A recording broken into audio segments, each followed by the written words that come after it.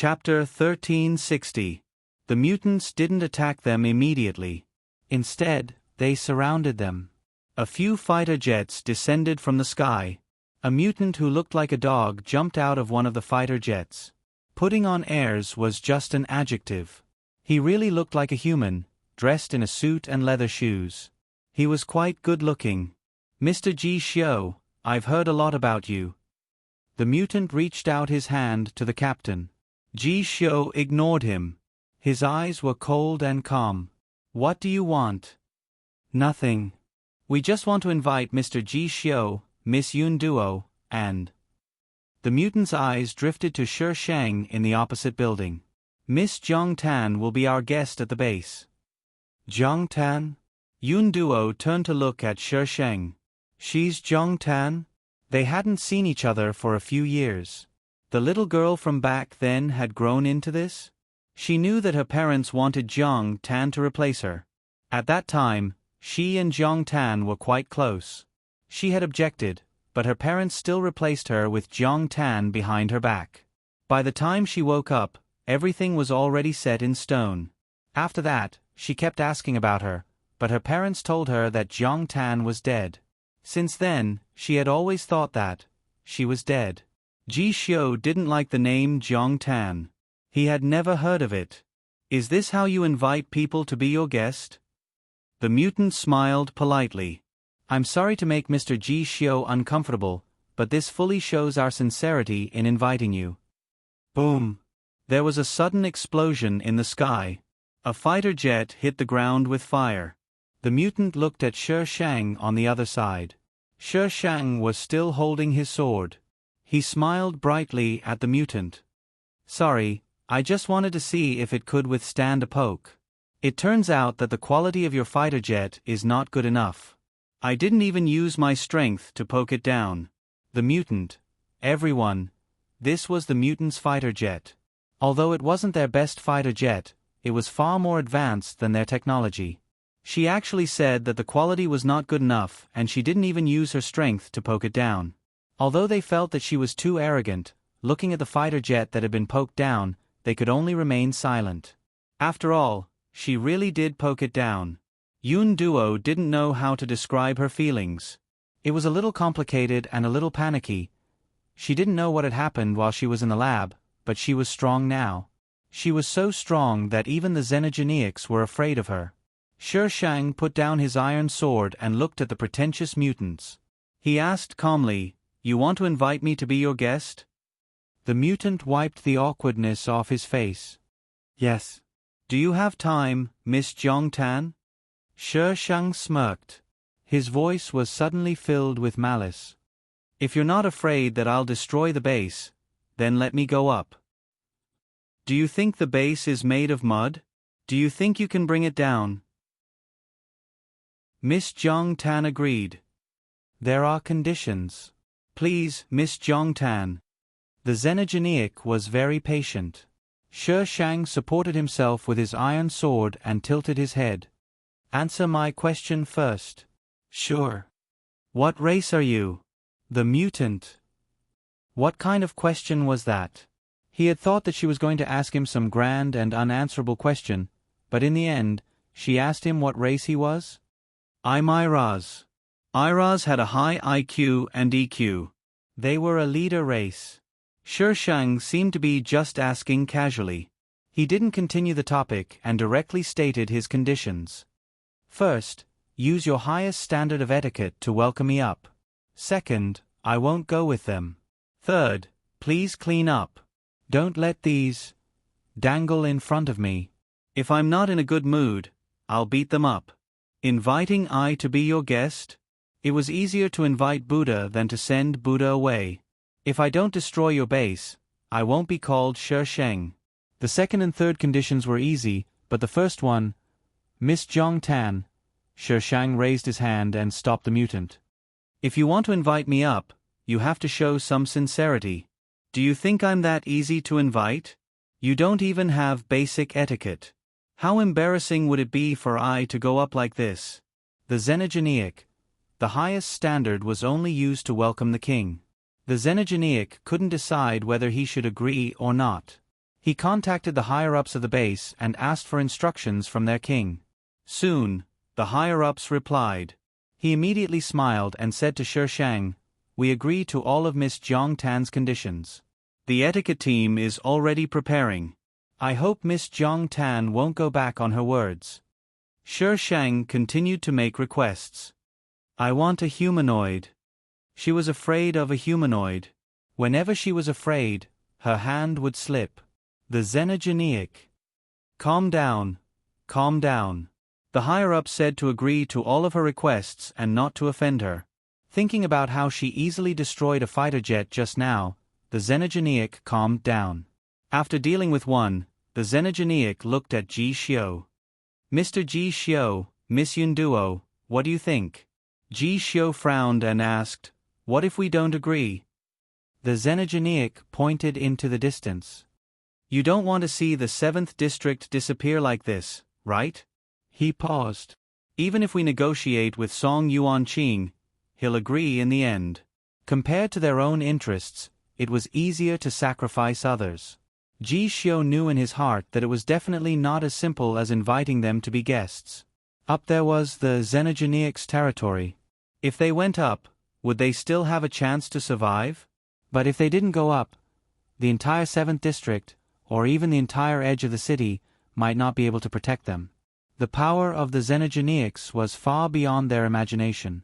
It wasn't that they couldn't win against humans, they just didn't attack.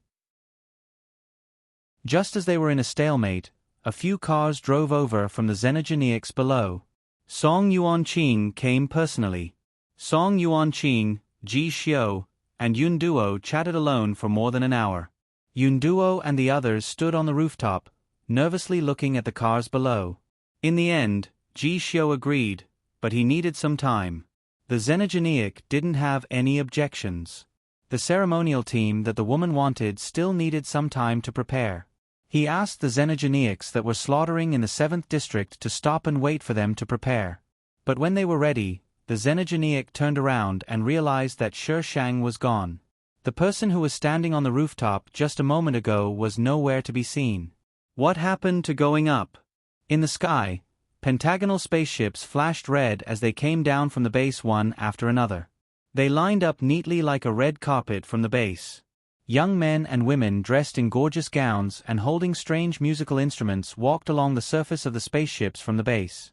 They lined up on both sides of the spaceships and lined up. The surrounding fighter jets scattered and were occupied by other small ornamental spaceships. When they moved in the air, countless lights and shadows were drawn out. Strange tunes rang out from those musical instruments. Very good, everything was ready. But the person was King gone. The xenogeneic felt that he had been played.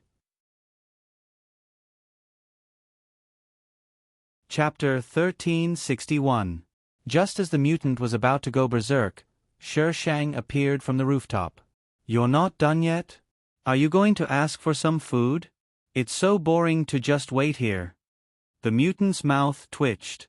"What were you doing just now?" "Whatever, she was here now." "Miss Jiang Tan, please?" The mutant pointed at the spaceship in front of her. Shi Shang glanced at the glowing red tunnel. "You want me to walk up?" The mutant. "What else? Should I carry her up?" Shi Shang gestured. "It's so far away. You want me to walk up? Prepare a car for I." Although the base wasn't far from the ground, it was actually very far away. It would take at least 1 or 2 hours to walk up. The mutant. No, he couldn't keep his smile. How could there be such an insatiable human? She didn't take them seriously at all. Song Yuanqing and Ji Xiu stood together. He stared at Shi Shang gloomily. "You guys go up and try to stay close to Jiang Tan. Don't be too far away from her." "Why?" Ji Xiu didn't understand. Who was that woman? Haven't you noticed that they're afraid of her? You'll be safer if you stay with her. Besides, Song Yuanqing didn't continue. "Just listen to me. She won't hurt you. I'm afraid she won't be willing to go with us." Ji Xiu looked at the mutant. She had watched them being attacked by the mutants coldly. If the mutants hadn't suddenly attacked her, she would have watched them die. It was the first time Ji Xiu saw such a cold side of a woman. Take this. Song Yuanqing handed Ji Xiu a small bottle. The thing inside can increase your superpower to the highest level, but the consequences are severe. Don't use it unless it's necessary. Ji Xiu was a good seedling, but if he didn't go, Division 7 would be destroyed. Song Yuanqing had to sacrifice Ji Xiu. How could Ji Xiu not understand this logic? This was the right of those in power. Song Yuanqing patted Ji Xiu's shoulder. Take care. Take care. If he went to xenogeneic territory, how could he take care of himself? When the Shishang was satisfied, Ji Xiu and Yun Duo boarded the spaceship and left for the base from the other side. Don't be afraid. Ji Xiu held Cloud's hand. Yun Duo's palms were full of sweat. Can we survive? Ji Xiu's gaze was firm. Yes. Yun Duo tilted her head. The transparent glass reflected her pale and helpless face. She was about to step into an unknown world. Through the glass, Yun Duo's line of sight fell on a place further away. A silver car was moving forward rapidly in the red light. The scene was spectacular and magnificent. Jiang Tan, Cloud looked away and asked Ji Xiu, Captain, do you know this Jiang Tan? No, I don't. He had never heard of this name, but judging from Song Yuanqing's attitude, this Jiang Tan probably had some background. Yun Duo was not very surprised. Jiang Tan was so powerful, but no one had mentioned her. It proved that those people had deliberately hidden her. Ji Xiu squeezed Yun Duo's hand, forcing her to come back to her senses. Try not to be too far away from her when you go up. Ji Xiu felt that Song Yuanqing would not say this for no reason. In that case, they might as well give it a try. After all, she was a human. However, when their spaceship arrived, Shishang was long gone. Only the mutant was standing outside waiting for them. Looking at the base from below, they could only feel the size of the base. Now that they were standing on top of the building, they felt shocked. Every object and every building was like a science fiction movie. This was a product of their civilization. The mutant was still in human form. He waited for Ji Xiu and Yun Duo to look around before saying, Mr. Ji Xiu, this way please. Where's Jiang Tan? Ji Xiu asked directly. Miss Jiang Tan lives in a different place from Mr. Ji Xiu and Miss Yun Duo. We want to live in the same place as her. Ji Xiu interrupted him. You invited us here as guests. Can't you do this as a guest? The mutant was in a difficult position. Mr. Ji Xiu, Miss Jiang Tan clearly stated that she would not live in the same area as you. Ji Xiu. What kind of person was this? Due to Shishang's strong request, Ji Xiu and Yun Duo were not arranged to live with her. She was not going to be the male and female lead's shield. They could play on their own. Miss Jiang Tan. A skinless mutant that looked like a walking crocodile entered the room. Shishang threw the black ball in his hand at the mutant, blocking the mutant's words. Get out. Miss Jiang Tan. The mutant did not listen to Shishang. Instead, he was a little angry. This is our base. Please don't be so rude. Shishang, you know how to be polite? How rare. When the mutant arrived at Shishang's room, there was a pile of mutant corpses in front of the door.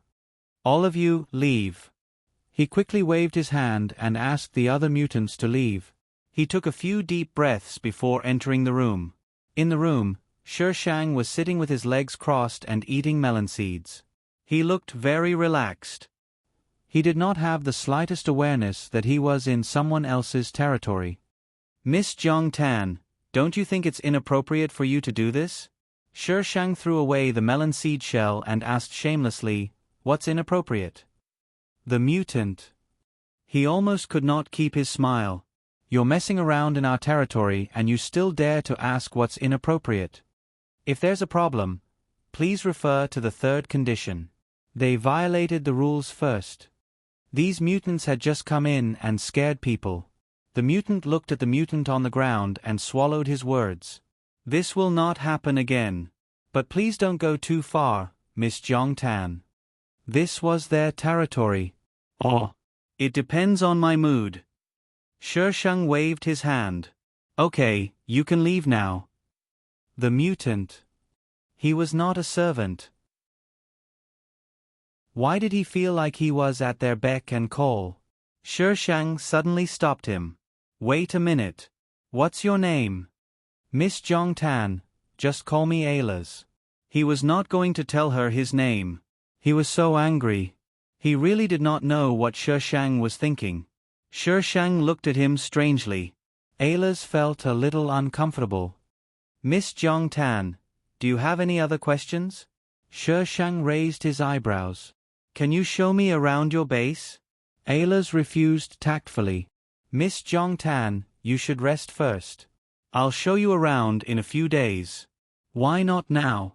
Aylas tried to make the reason sound serious. I'm thinking about Miss Jong Tan's health. The base is different from the surface. If you walk around the base rashly, it will affect your health negatively. Shi Sheng rolled his eyes. Wouldn't it be better for you if I died? You can't wait for me to die, right? Who are you trying to fool? Aylas. It was so hard to keep smiling. Chapter 1362. Arius didn't bring Shi Sheng around the base, so Shi Sheng ran out on her own. Arius was afraid that she would cause trouble in the base, so he sent a small team of humanoid xenogeneics to follow her. Shi Sheng said that she was going to visit, but in fact, she was just going to walk straight ahead. She didn't need to introduce herself because she didn't care about where it was. Sir, what is she doing? The group of xenogeneics did not understand. They gathered in front of the big holographic screen and watched the people inside patrol. Arius didn't know either. He didn't want to see her at all. When can the king see her? Quickly get rid of this hot potato. No news yet. Arius paced back and forth in annoyance. You can start preparing for Ji Xiu. Be careful, humans are the most cunning. Yes. The xenogeneics left the big room. Arius slapped the table next to him, and the holographic screen disappeared immediately. I really don't know what the king is doing. Suddenly capturing 3 humans? Wasn't this a joke? In their eyes, humans were nutrients, food reserves. The xenogeneics base was very big. Shi Sheng was tired of walking, so she asked them to get her a car. She sat in the car and walked around the base. They heard that she was an invited guest and wasn't afraid of them at all. Some curious xenogeneics couldn't help but want to see who this brave human was. Of course, if they weren't in human form and appeared in front of Shi Sheng, they would definitely be killed. Later, these xenogeneics learned to be smart and appeared in human form in front of her. These xenogeneics wouldn't use human form unless it was necessary. They felt that using human form was an insult to their status as higher beings. At this time, there were xenogeneics in human form everywhere in the base.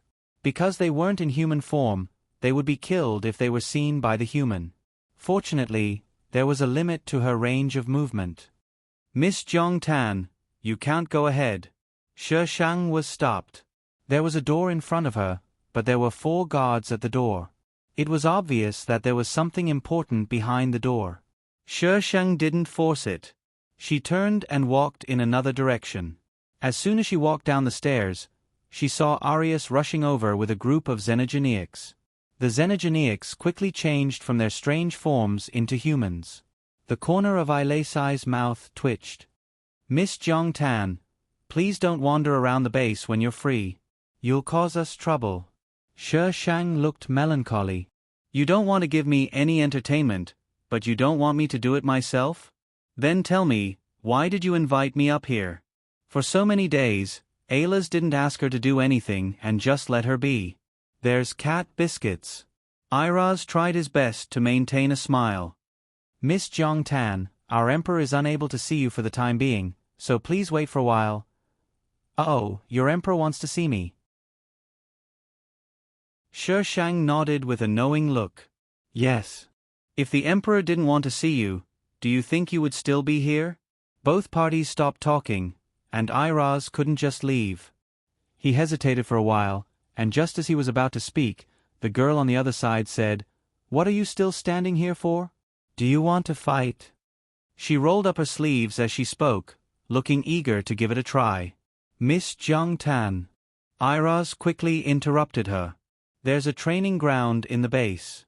If you're bored, you can go there. There will be someone to accompany you." Shi Shang pursed his lips. "No, you're too weak." One of the mutants behind Shi Shang came forward and whispered something in Iraz's ear. Iraz's expression turned ugly. She actually challenged the entire race in the training ground alone. Then Iraz forced a smile. "Miss Jong Tan, please do as you wish. I have something to do, so I'll leave first." Azeroth took the other mutants and headed in another direction. Shi Shang didn't intend to let him go, and followed him.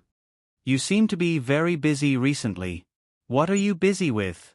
"Miss Jong Tan, this has nothing to do with you." He maintained a smile. Shi Shang clicked his tongue. "How can it have nothing to do with you? What if you're thinking of ways to deal with me? Miss Jong Tan, do you have what you humans call paranoia?" Shi Shang's expression was profound. "One can't let one's guard down, but when it comes to you, I have to be 200% careful." Iraz. They didn't do anything to her ever since she came up. He didn't say anything when she killed his race, right? He fulfilled all of her requests, right? He completely treated her as a distinguished guest. When did he want to harm her? "Hey, I have something to discuss with you." Iraz suppressed his rising anger. "Miss Jong Tan, please go ahead." Shi Shang smiled brightly. "Let me pilot your fighter." Iraz's expression darkened, and he said sarcastically, "Miss Jong Tan, do you want to pilot our battleship?" Shi Shang nodded as if he didn't hear the sarcasm. "If you agree, I don't have any objections." Iraz face-bombed. Why did he have to meet such a difficult human? He heard her boast shamelessly again. "The battleships of your era are all antiques. I've never piloted one before." Iraz wasn't happy. "Miss Jong Tan, forgive me for being blunt, but your human technology is still at an undeveloped stage. Aren't you afraid of biting your tongue?" In their eyes, this planet was very backward and primitive. There was nothing good about it other than the humans living on it. "Yes, that's them. I don't belong to the same world as them." Shi Shang looked at Iraz as if there was nothing wrong with his expression. "What, only you can come but I can't? Did you apply for a patent?" Iraz understood what he meant. He was slightly shocked. No wonder the Emperor said not to offend her. No wonder she was so powerful. The Emperor. "Are you coming out to deal with this disaster or not?" He sighed. "I'll make the arrangements." Iraz didn't dare to arrange a battleship for Shi Shang. He only arranged for a fighter with a professional pilot. But when he was done, he heard that Shi Shang had driven the fighter out of the city and into the human world outside to show off. He was about to be bombarded with all kinds of complaints. It was already a few days later when Shi Shang returned. She brought back a bunch of human things. Iraz wanted to kick her out of the plane. "I say, why didn't you conquer the outside world too?" Shi Shang jumped down from the fighter like a queen returning from a tour of her territory. "Iraz, this is our business. You don't have to worry about it." AI Lai put on a smile and said word by word, "Miss Jong Tan, His Majesty wants to see you." Shi Shang brushed her messy hair. "I'm tired. I want to rest." "You want to see him?" "I have a temper too. I have a temper too. I won't see you." Iraz watched as Shi Shang swaggered toward her resting area. He felt uncomfortable. Why did it feel like a turtle dove had taken over a magpie's nest? Chapter 1363. Shi Shang went back to her room and fell asleep immediately. That king wanted to see her. Just wait. Arius brought people to her room and found that the door couldn't be opened. They asked the other mutants and found that they hadn't entered her room in a long time.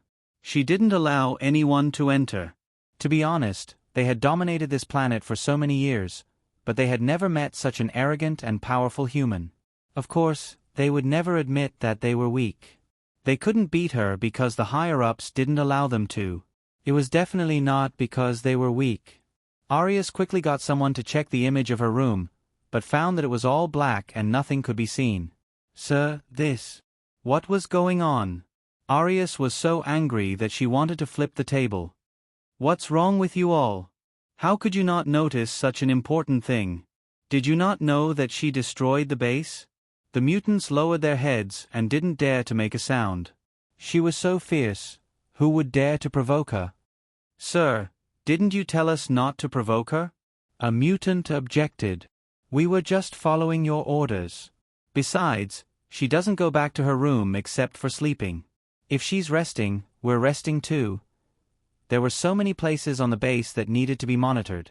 She liked to wander around during the day, but never did anything during her rest time. Why were they looking at her? Oh, you're blaming me? Arius raised her voice. I wouldn't dare. The mutants lowered their heads and didn't dare to speak again. Arius was so angry that her head hurt. You all better be alert and guard outside. Call me when she comes out. Yes. Azeroth didn't manage to catch Shi Shang for the next few days. She would wake up in the morning and slay the mutants outside before running off. She would drive their fighter jets out to mess around, causing a lot of complaints. They were all questioning if they were going to start a war. Start a war, my ass. Would anyone believe him if he said that someone drove a fighter jet out for a walk? This time, King, who hadn't shown his face, couldn't sit still anymore. After Shi Shang was done, she met King, who was surrounded by people outside the room. He was quite a young guy, fair and chubby. Yes, fair and chubby. Moreover, he looked like a fool who could be easily fooled. However, the light in his eyes showed that this guy wasn't that easy to fool. He was just using his appearance to confuse people. Shi Shang retracted his gaze, pushed open the door and entered the room. Why did you invite me up from downstairs? King waved his hand to stop the Xenogeneics behind him who wanted to scold Shi Shang for not understanding the rules. He followed her into the room. Miss Zhong Tan, you are a smart person. I like to talk to smart people. Shi Shang crossed his legs and sat down. Unfortunately, I like to talk to idiots. It was so easy to talk to an idiot. 1 was 1, and 2 was 2. When speaking to an astute person, one had to rack their brains to figure out the meaning behind his words, whether he was setting a trap for them, whether he was waiting for them to jump into it, and how to set a trap for them. Just thinking about it made him tired. It would be faster to spar with an idiot. The Emperor smiled with his simple and honest face. Miss Zhong Tan, I want to talk to you about cooperation. Cooperate? Shi Shang clicked his tongue and said, people who walk different paths can't make plans together. I'm not interested. Miss Zhong Tan, if you don't listen, how would you know that your Dao is different? You and I look different. Emperor. She was indeed as annoying as Ayla said. The Emperor was the Emperor after all. Even if it was awkward, he had to force the conversation. Ahem, Miss Zhong Tan, we are preparing to launch a general attack on the humans outside. We want to invite you to be the chief commander of the Northwest. Are you interested? Shi Shang propped his chin up. Do you know why I came up here? The Emperor was very sincere. Miss Zhong Tan, why don't you tell me? I don't want to talk about it. Emperor. If you don't want to talk about it, why did you ask? Shi Shang could drive people crazy when he was being mean. The Emperor couldn't say anything more after a few sentences. Miss Zhong Tan, I'll give you 1 night to think about it.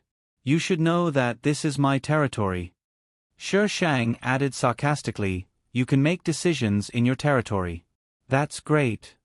Emperor. The Emperor left the room angrily. Ayla's was waiting outside. Seeing the Emperor's expression, she guessed that he must have been angered by her. He'd better pretend that he didn't see anything, in case the fire burned him. Around 3 o'clock in the morning, Shi Shang was woken up by strange noises. It sounded like something was scratching the metal wall above his head. There were rats in the base? Shi Shang turned the light on and stared at the ceiling. Knock, knock, knock. Jiang Tan. Jiang Tan, are you down there? Shi Shang narrowed his eyes. The female lead. How did she get here? She was busy investigating the base and didn't pay much attention to the male and female leads. Anyway, they were protected by a halo and wouldn't die. So why did she come to find her now? Jiang Tan, can you hear me? Cloud's voice kept coming down from above. She probably couldn't find the way down, so she had to call her. Shi Shang touched his neck, got out of bed, opened the door and went out. The mutants guarding outside immediately looked at her in high spirits. Miss Jiang Tan, what's the matter? There are rats up there. Shi Shang pointed at the ceiling. Send someone to check it out. Rats. The mutants looked at each other. How could there be rats in the base? But looking at Shi Shang's serious face. Okay, Miss Jiang Tan. Let's go up and check it out. They just agreed to go up and check it out to appease her, but Shi Shang stood at the door and looked at them. It looked like she wouldn't sleep if they didn't go. They had no choice but to go up and check it out under Shi Shang's supervision. With this look, they really caught a big rat. The cloud, which was supposed to be locked in another area, actually crawled along the pipe and came here. Cloud was tied up and dragged down. Shi Shang leaned against the door and looked at her. She seemed to have lost a lot of weight and looked haggard. It was obvious that she had been tortured badly. Jiang Tan, you. Cloud was angry and anxious. She was in cahoots with the mutants. Hearing the news, Aylas hurried over. What happened? The mutant reported the time to Aylas. He looked at Shi Shang with a strange look. He didn't believe that she didn't know who was up there. This woman was really cruel. But judging from her attitude, it was not surprising that she wouldn't help them. Jiang Tan, how can you help them? They are executioners. Do you think they will treat you well? Cloud finally said a complete sentence. Shi Shang laughed arrogantly. Why do I need them to treat me well? Take her down. Aylas hurriedly ordered. Lock her up. If she runs again, you don't have to see me. Yes. Jiang Tan. She twisted her body and shouted anxiously. Jiang Tan, I am Cloud. Have you forgotten? I am Cloud. Shi Shang narrowed his eyes and smiled. His voice slowly spread through the tunnel. If you weren't Cloud, I might not have let them catch you. The original owner wanted to kill you, so she naturally had to complete the task. After all, she was a professional player. ## looking for a monthly ticket today. #the double is starting, little cuties. How about 5,000 monthly votes? Little cuties who have food in hand, vote.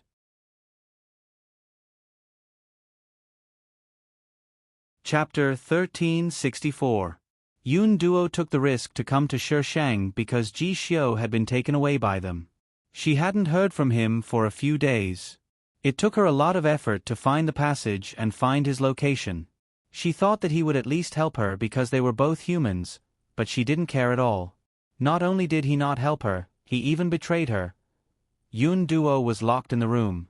The mutants were afraid that she would run away again, so they tied her up. She didn't know how the captain was doing. How could Jiang Tan be so cold-blooded? Would she be able to go back alive? Yun Duo's thoughts ran wild. Her eyes suddenly became firm. No, she couldn't give up like this. She had to leave here. She didn't want to die here and become food for these disgusting things. Shi Shang's selfless reporting of his own kind didn't make the mutants happy at all. They only had a strange bad feeling. For someone who dared to betray her own kind without batting an eyelid, how could she show mercy to her own kind? The answer was, of course, no. So the next morning, the king waited outside Shi Shang's door. The king was speechless. He had to wait for a human to meet him. If this wasn't his base, he really wanted to blow it up. Shi Shang woke up at noon. He opened the door slowly and saw a group of mutants standing outside. He was confused. What do you want? Miss Jiang Tan, you really can sleep. Alas put on a fake smile and gritted his teeth. Shi Sheng yawned. I'm not like you. I'm just an ordinary person. Of course, I need to rest. Alas. Ordinary my ass. You're not human at all. As for what kind of race she was, Alas didn't know yet. He reported this to the king. The king just told him not to meddle. Meddle? He was actually being nosy. This woman might have come from a civilization that was more advanced than theirs, and the emperor was actually saying that he was being nosy. The king came from behind. Alas immediately shut up and stepped aside. Miss Jiang Tan, have you thought about it? Shi Shang leaned against the door. I haven't thought about it yet. The emperor narrowed his eyes, and a trace of viciousness appeared on his white and chubby face. His whole face was indescribably strange. Miss Jiang Tan, my patience is limited. Shi Shang replied calmly. Oh, and then, Emperor. The target of the threat actually calmly asked him if he had any self-awareness of being threatened. The emperor took a deep breath. I hope Miss Jiang Tan can give me an answer before tomorrow. Shi Shang said, We'll see. Emperor. Someone, throw this arrogant thing down. Can you leave now? I'm embarrassed to be surrounded like this. Although Shi Shang said this, there was a faint smile on his face. There was also an indescribable sense of excitement and smugness. I don't see how you're embarrassed. I was embarrassed, so I wanted to hit you. As soon as she said that, the mutants around her all stepped back. King's face looked terrible. He grunted and left with the Xenogeneics.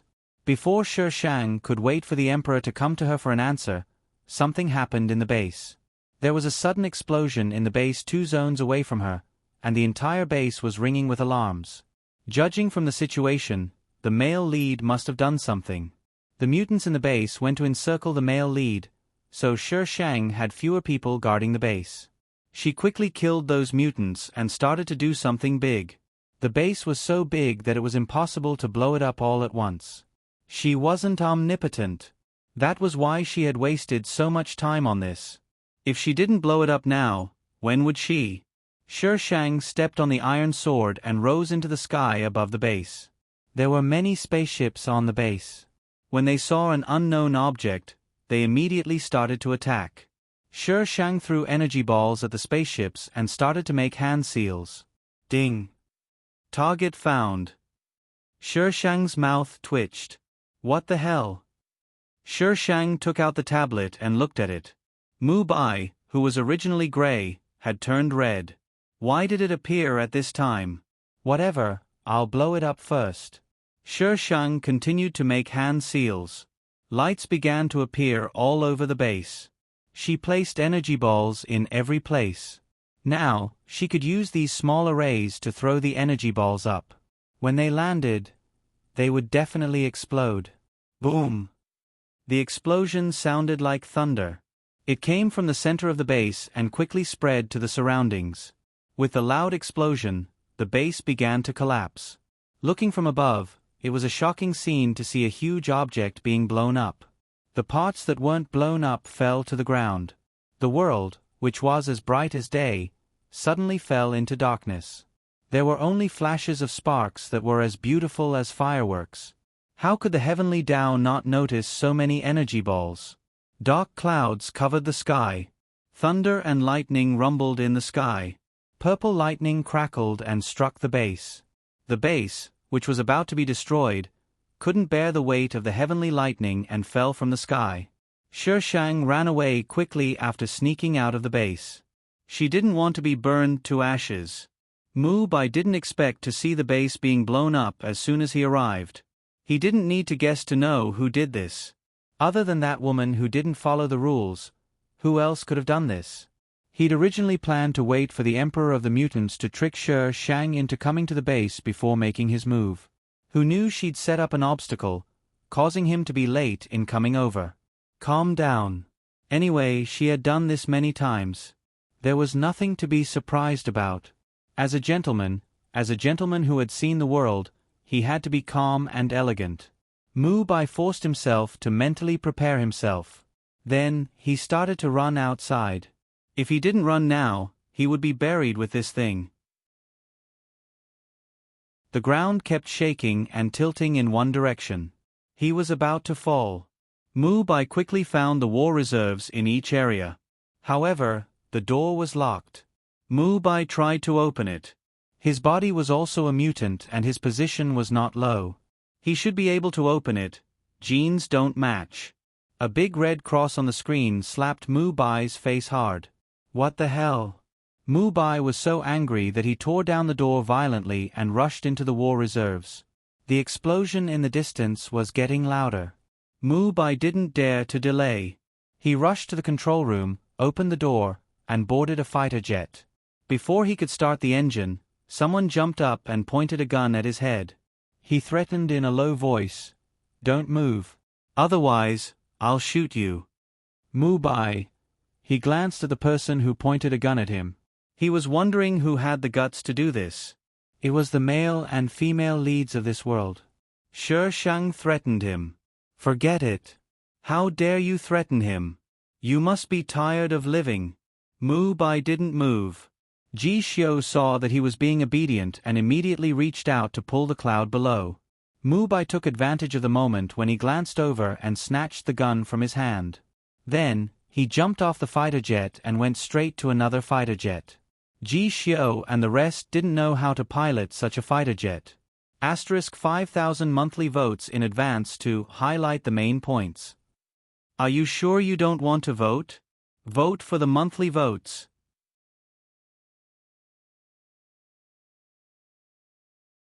Chapter 1365. Although Shi Shang did not want to be burnt to ashes, he was still burnt to a crisp. When she woke up, it had been a few days since the base had been destroyed. Shi Shang got up from the charred ground, took off his robe, which was full of holes, and brushed his black hair. He was devastated. His image was gone. Shi Shang looked up at the sky.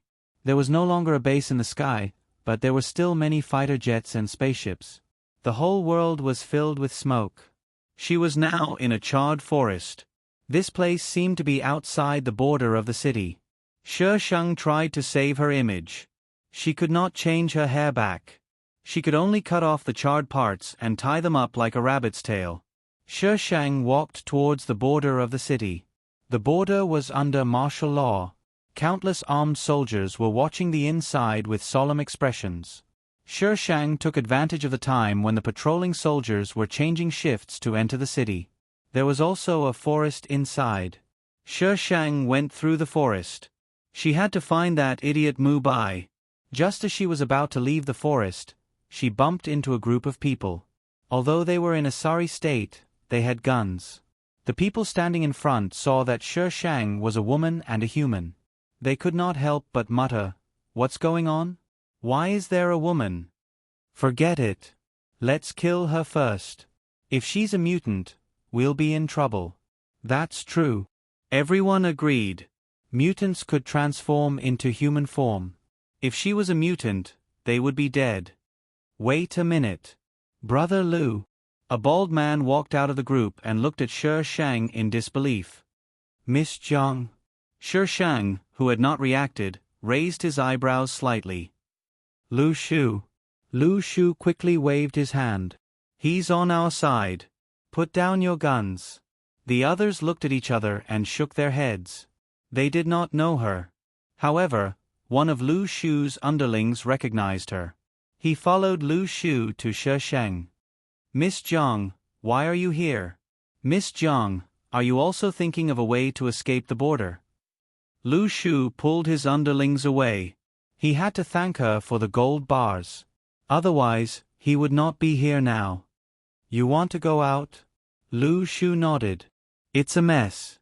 I don't know what happened to the xenogeneic base, but it suddenly fell. Now, there are xenogeneics everywhere. Rather than fighting them, we might as well find a way out. Why should the people outside be free and unfettered? Their freedom was something they had exchanged with their lives. On what basis? Their lives were precious, but their lives were cheap. Did they deserve to be fed to the xenogeneics? Lu Shu wanted to take a gamble. The edge of the city would definitely be chaotic. She knew that when she destroyed the base. How could the mutants not be angry when their base was destroyed? Miss Jiang, why don't you come with us? Lu Shu had an idea. With Shi Sheng around, they had a better chance of escaping. Of course, most of them sincerely wanted Shi Sheng to go out with them. If they returned now, they would be sending themselves to their deaths. It wasn't easy for them to get here. I have to go back and find someone. Looking for someone? Lu Shu scratched his bald head and advised, Miss Jiang, forgive me for being blunt, but it's very difficult to survive in such an environment. Moreover, everything is a mess right now. You might not be able to find it. He won't die so easily. Shi Sheng walked forward. His voice traveled to their ears. If you want to leave, do it as soon as possible. It'll be impossible to leave once the border sends troops. There weren't many soldiers guarding the border at the moment. They could still get out if they tried. But if they waited a little longer, the reinforcements from various countries would arrive. Unless the mutants attacked, no one would be able to leave.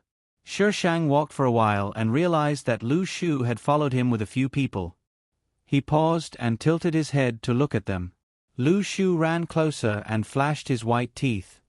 Miss Jiang, I'll go back with you. Go back and die. Shi Sheng didn't hold back at all. I don't have time to bring you burdens. Everyone, although they knew they were burdens, it was still hard for them to be called out so mercilessly.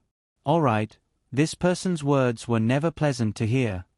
I think it's safer to follow you. Underling raised his hand weakly. The underlings behind him nodded. They had seen how powerful she was. Why wouldn't they hug such a powerful golden thigh? Shi Sheng turned his head and continued walking forward. Up to you. You'll be responsible if you die. When Lu Shu and the others left, the base collapsed. They didn't expect the border of the city to become a living hell in just a few days. Corpses of mutants and humans were everywhere. Of course, there were more human corpses. After all, only a few people could kill mutants. When the base collapsed, it was such a satisfying scene. But looking at this scene now, Lu Shu felt a little disgusted. There were corpses everywhere in the ruins. The stench was disgusting. Shi Sheng calmly walked past the corpses. The road to success is paved with blood and corpses. It's either someone else's or your own. To let others bleed or to let herself bleed. Of course, she would choose to let others bleed without hesitation. Lu Shu scratched his head. Some people don't. Shi Sheng glanced at him coldly. This is a war, not an era of peace. Lu Shu met Shi Sheng's gaze and smiled bitterly. Yes, we weren't born in an era of peace. This was an unavoidable sacrifice. Even in an era of peace, there's no road to success without sacrifice. It's just that the sacrifice isn't your life. Shi Sheng paused for a moment before the corner of her lips lifted slightly. And sometimes, sacrificing one's life is more satisfying. The underlings saw that the atmosphere was a little tense and changed the topic. Speaking of which, Ji Xiao and Yun Duo who destroyed the base are really powerful. They might be able to destroy the mutants. Then, we won't have to be oppressed by the mutants anymore. Dream on. The mutants are so powerful. How can they be destroyed so easily? They can even destroy the base. They're a big monster. Even if they can't destroy the mutants, it's not impossible to drive them away. Shi Sheng looked at the underling who spoke first. What did you just say? The underling was a little nervous when Shi Sheng suddenly looked at him. It's not impossible to drive them away? The previous sentence. They can even destroy the base. The previous sentence. The underling recalled what he had just said and repeated it carefully. Speaking of which, Ji Xiao and Yun Duo who destroyed the base are really powerful. They might be able to destroy the mutants. Then, we won't have to be oppressed by the mutants anymore. The above words didn't represent the author's worldview.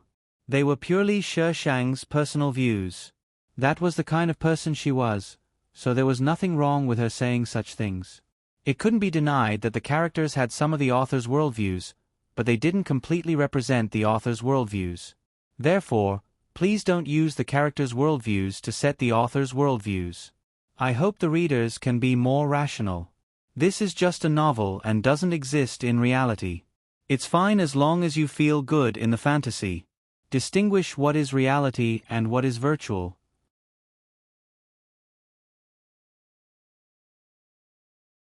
Chapter 1366. Ji Xiao and Yun Duo destroyed the base? That's awesome. Where did this news come from? That's what people are saying.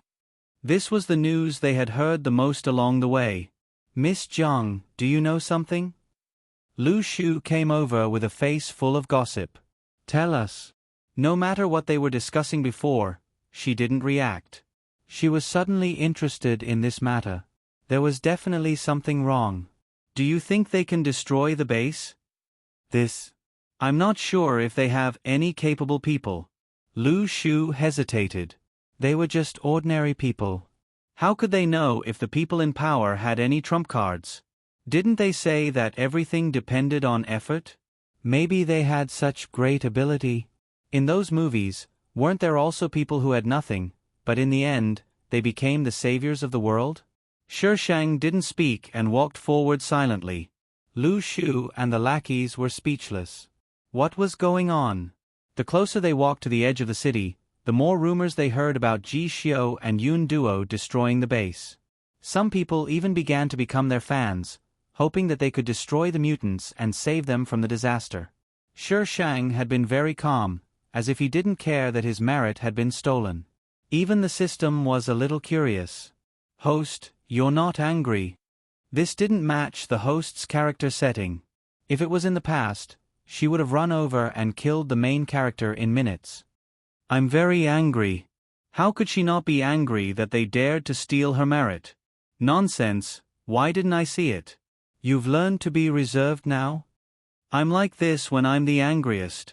Nonsense, do you really think I didn't notice anything after so long? The host wasn't angry at all. She was obviously thinking of something bad.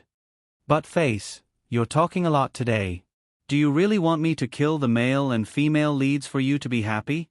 No, I didn't say anything. Really, host, it's best that you're not angry. The system quickly went offline to calm down. Miss Jiang, there are many mutants ahead. Lackey ran back from the front. There are many people. I saw someone who can control the surrounding soil. Control soil? What's going on? I don't know. It's like magic. The Earth can build a wall to block the Xenogeneics' attacks. It can even kill Xenogeneics. It's very powerful. Let's go and have a look. Lu Shu's eyes lit up. Lu Shu ran 2 steps and then stopped, waiting for the slow Shishang behind her.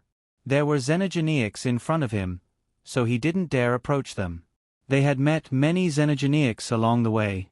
The Shishang either directly blew them up or cut them down. In any case, they had killed their way here.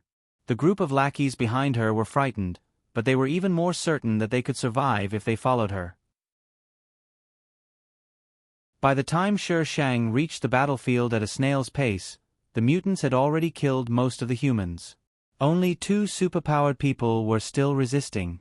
Shishang remembered that one of the superpowered people was the girl who used to hang out with the male and female protagonists.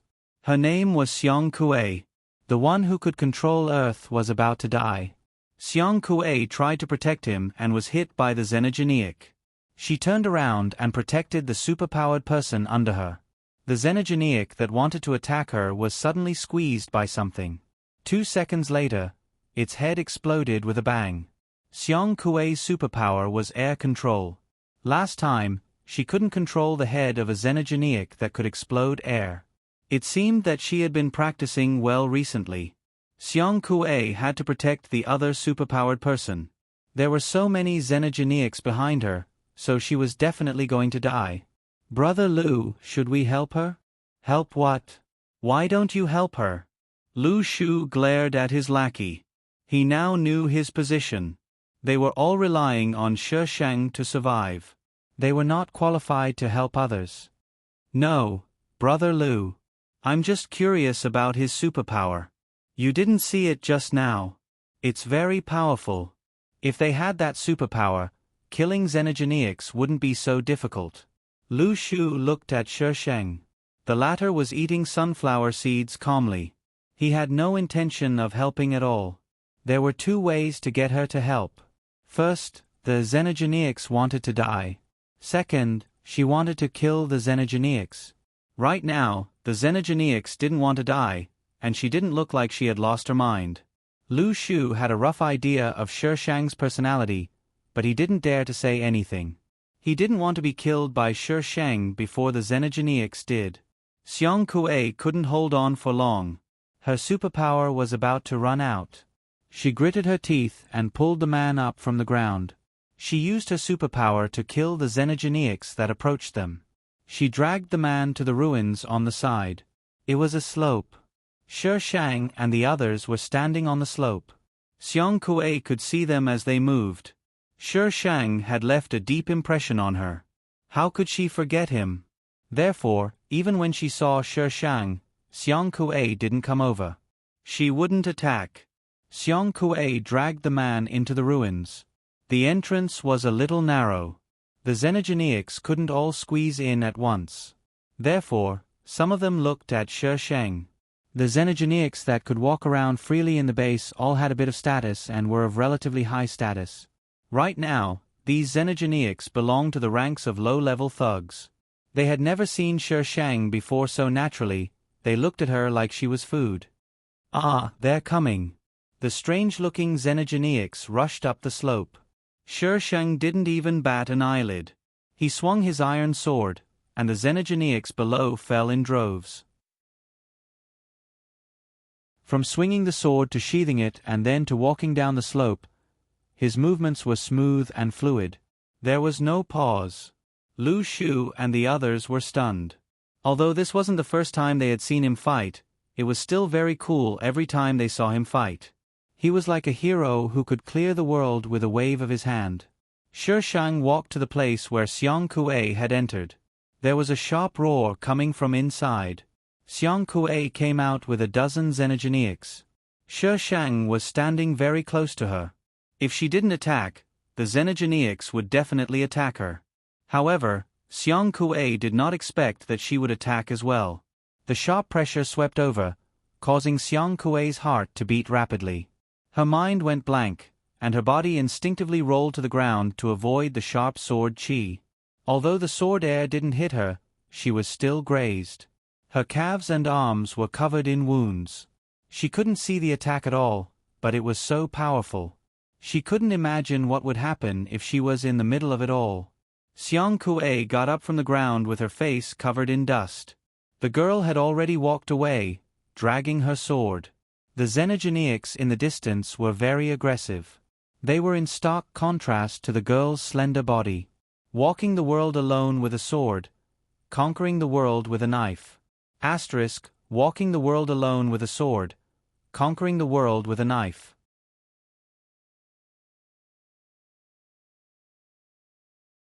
Chapter 1367. Not long after Xiang Kuei left the Shi Shang, he met Ji Xiu's team, including Cloud. Xiang Kuei didn't like Cloud, so Cloud didn't ask for a snub. She bandaged another paranormal's wound while the other team members helped Xiang Kuei. Ji Xiu stood aside and looked at the mutant corpses on the ground. Xiang Kuei, who killed these mutants? As the captain, he naturally knew what kind of ability Xiang Kuei had. Xiang Kuei's forehead was covered in cold sweat. He gritted his teeth and finished applying medicine. Then he sighed. Jiang Tan. Cloud's hand trembled and she almost spilled the medicine. She looked at Xiang Kuei. Jiang Tan. It was her again. Ji Xiu frowned. Where did she go? He hadn't seen her in the base, but he knew what she had done there. She dared to be so arrogant in the mutants' territory, and those mutants couldn't do anything to her. She must be very powerful. After coming back alive from the base, he also knew something. For example, where their abilities came from. For example, Jiang Tan. Song Yuanqing asked him to confirm whether Jiang Tan was still alive. If she was, he must find a way to kill her. Otherwise, the paranormals would be in danger. Xiang Kuei pointed in a direction. She took a few ordinary people there. Ordinary people? Are you sure? Xiang Kuei nodded. Ordinary people. They didn't do anything. Zhang Tan was the only one who did it. Paranormals could more or less sense each other. Those people were all ordinary people. Ji Xiu told the other team members, "You send them back first." Cloud immediately stood up. "What about you?" Ji Xiu patted Cloud's hand. "I'll go and have a look. Zhang Tan is dangerous. Don't go."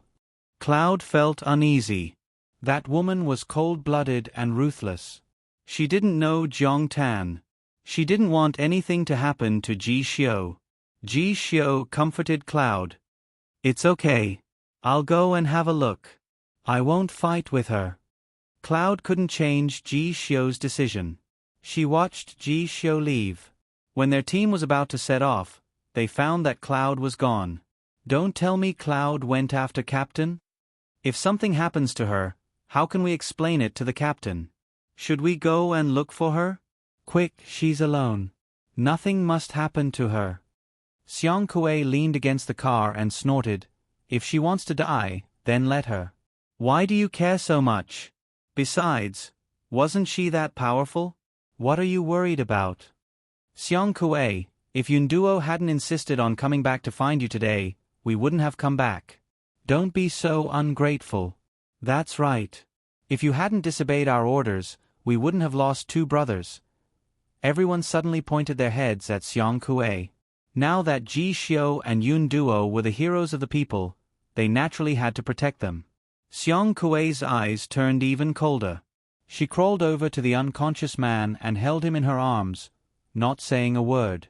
They discussed for a while and finally decided to chase after the cloud.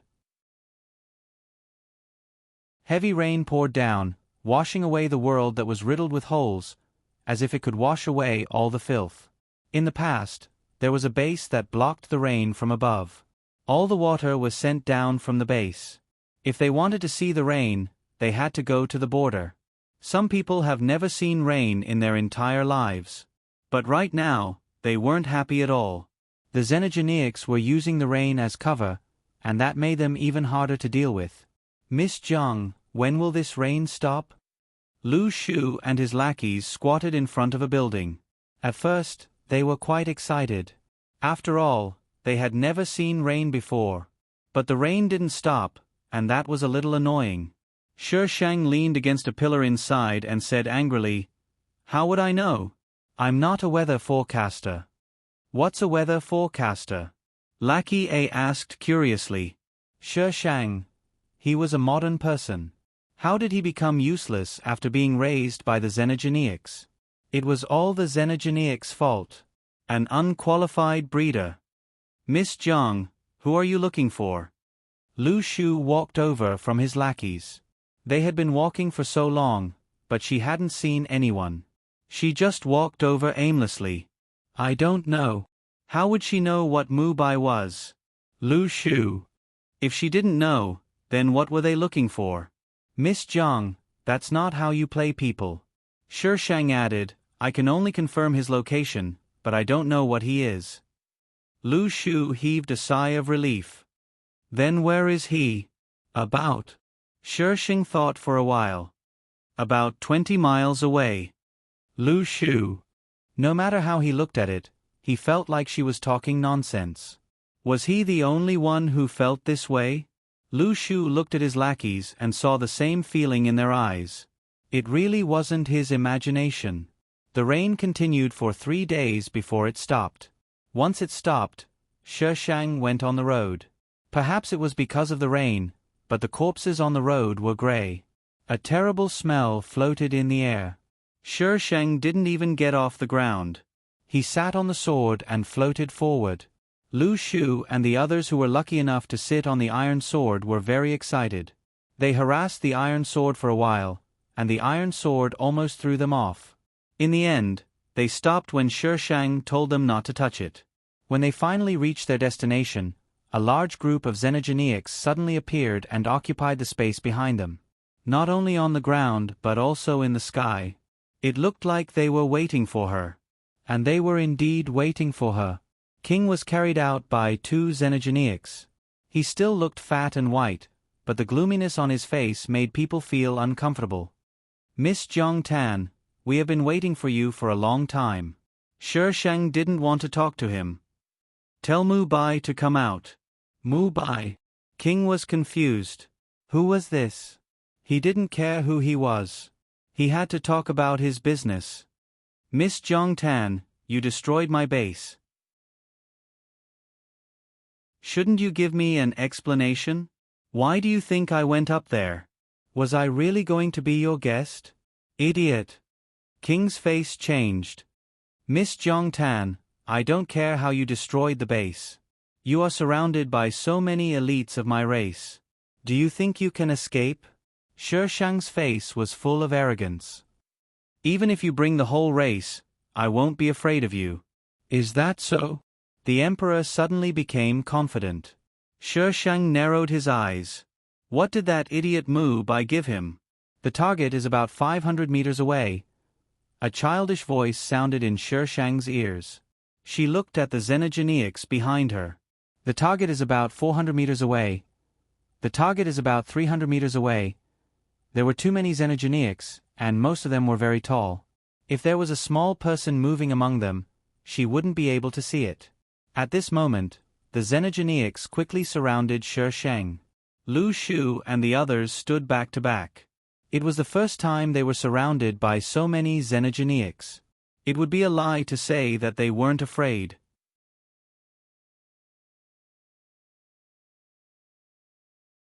Chapter 1368. The explosion was so sudden that Shi Shang didn't even have time to react. Countless mutants rushed toward Shi Shang and self-destructed. To be honest, there was no way this was going to work. What did you mean by self-destructing when you couldn't win? Could you be any more shameless? Why did you bring such a huge team of cannon fodder with you? Target is approaching 100 meters and has reached the ceiling range. Do you want to activate the ceiling range? Shi Shang waved his hand to disperse the mutants and immediately ordered, Seal. Seal successful. With Shi Shang as the center, the ground was covered by a different scenery. It flashed past like light and shadow. The surrounding mutants and buildings disappeared, leaving only a gray void. Shi Shang stood in the void and a handsome man stood opposite her. Who else could it be but AI Loss? Of course, he wasn't AI Loss. He was Mu Bai. Mu Bai raised his eyebrows and seemed a little surprised. When did you start planning this? Shi Shang's expression was calm. When I killed you. Mu Bai thought back. She had only killed him once, but that time, she had caused him a lot of damage. Mu Bai gritted his teeth. Despicable. Shi Shang sneered. You're the same. Now you only have one choice.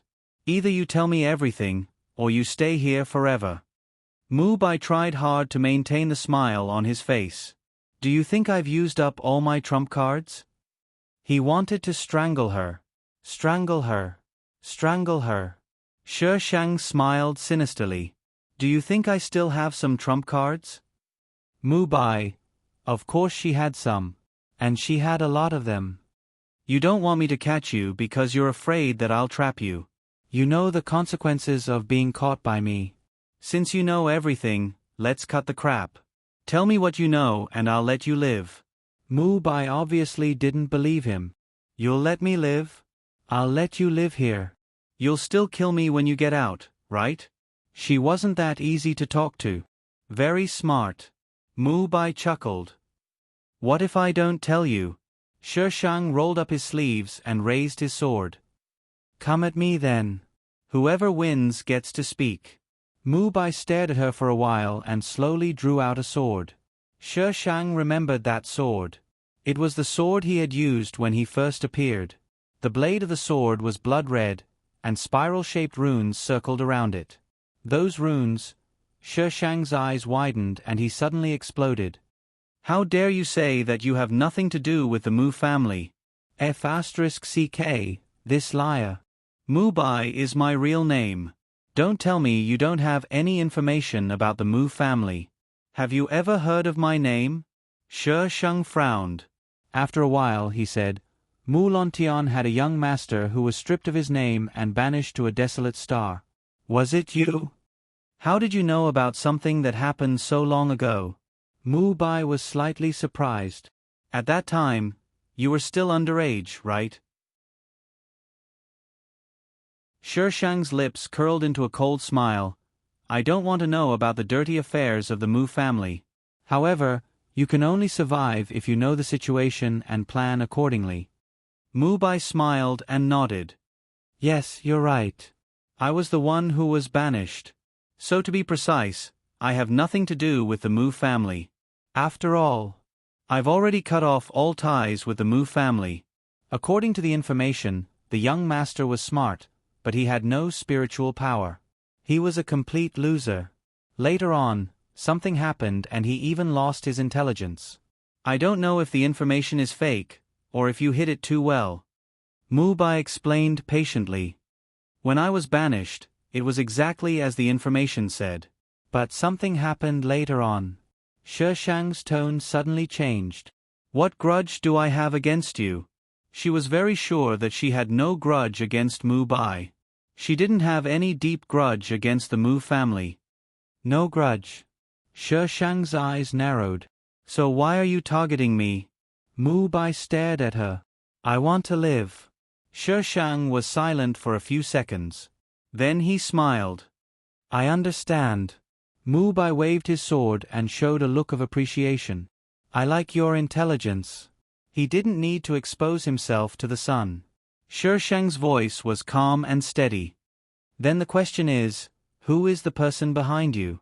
Mu Bai was helpless. Obviously, I won't tell you. Otherwise, you wouldn't have to do anything. I would be the one dead. And I don't want to die. In the past, he had committed suicide so quickly because he was afraid that she would catch him and end up like this. Mu Bai's heart sank. It would be difficult to get out today.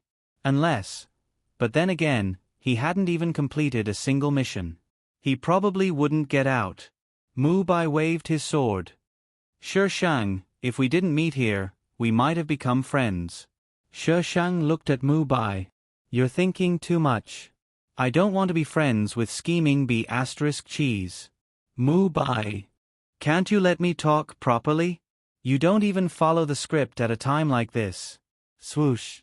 The iron sword suddenly slashed at him. Mu Bai was so frightened that he quickly retreated.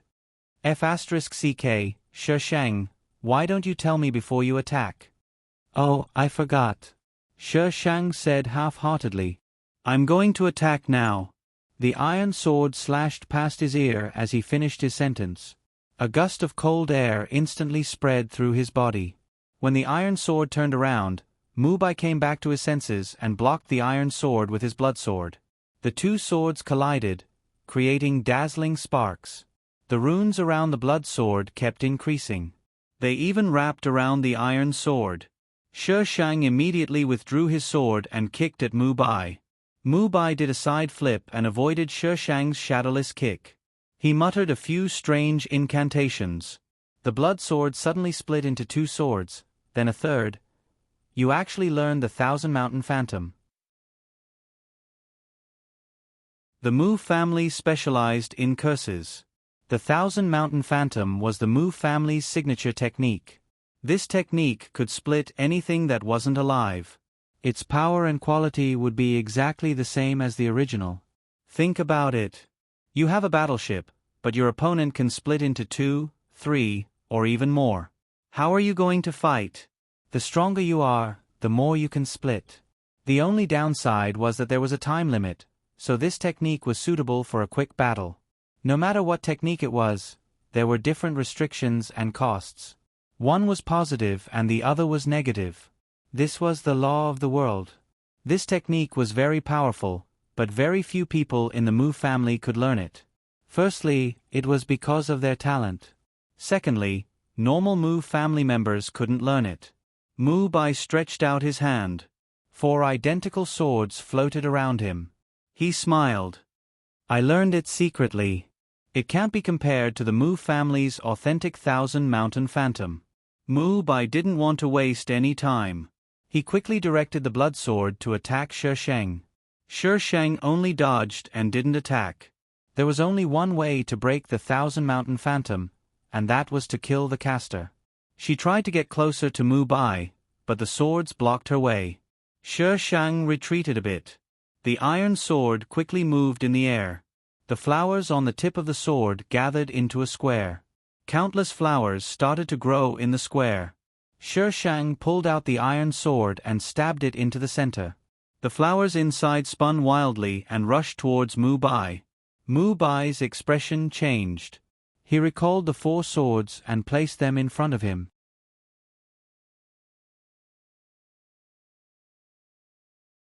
Chapter 1369. Every flower was like a sharp weapon that could take a person's life at any time. They hit the sword in front of him, making crackling sounds. Red light danced in front of him. Although the strength and quality of the split sword were the same as the original, it was still split. As time passed, its power would slowly weaken. She didn't want to be attacked, so she used her ultimate move directly. He had no choice but to defend himself. Ah, this despicable woman, he wanted to kill her. Mu Bai.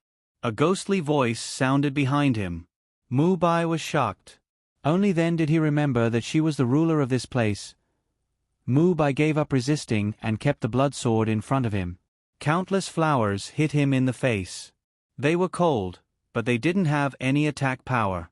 After the flowers scattered, Mu Bai looked at the person standing behind him. He took a deep breath and smiled. He said elegantly, "The winner is the king, and the loser is the bandit. I lost." Even if he lost, he had to maintain a smile and maintain his elegance. Shi Sheng tilted his head and sent the iron sword into Mu Bai's body without hesitation. Abnormal intrusion detected. "Master, be careful." A child's voice sounded at the same time. The darkness above was suddenly broken. Countless rays of light gathered and the surrounding scenery returned to the ruins. The sound of the mutants exploding was heard. Shi Sheng looked at Mu Bai. He had already lost his life. Shi Sheng dragged Lu Shu and the others behind him and threw them onto the iron sword. He quickly rose into the air and threw a few energy balls down to make them explode more happily. Shi Sheng stared at the disgust below. The result. "I'm sorry, Master." Shi Sheng was going crazy. Even Mu Bai had people helping him. Why didn't she? Why? "Master, I don't think it's a human." "What do you mean?" "No one can be faster than me." The seal was broken. Mu Bai's spiritual power could leave this world. There are many powerful people in this world. You just haven't met one yet. "Master, you're right. I will try my best to find that thing." The Emperor of the Mutants was blown up. The original owner's revenge was completed. Now, only Yun Duo was left. Very good. Team up to kill the female lead. Host, tell me, where is your team? At this moment, Yun Duo and the others were trapped in a building. Because of the heavy rain, Ji Xiu could not catch up with Shi Sheng, but the clouds caught up with Ji Xiu. The two were trapped together in the heavy rain, and their feelings for each other rose rapidly. When the rain stopped, Xiang Kuei and the others arrived.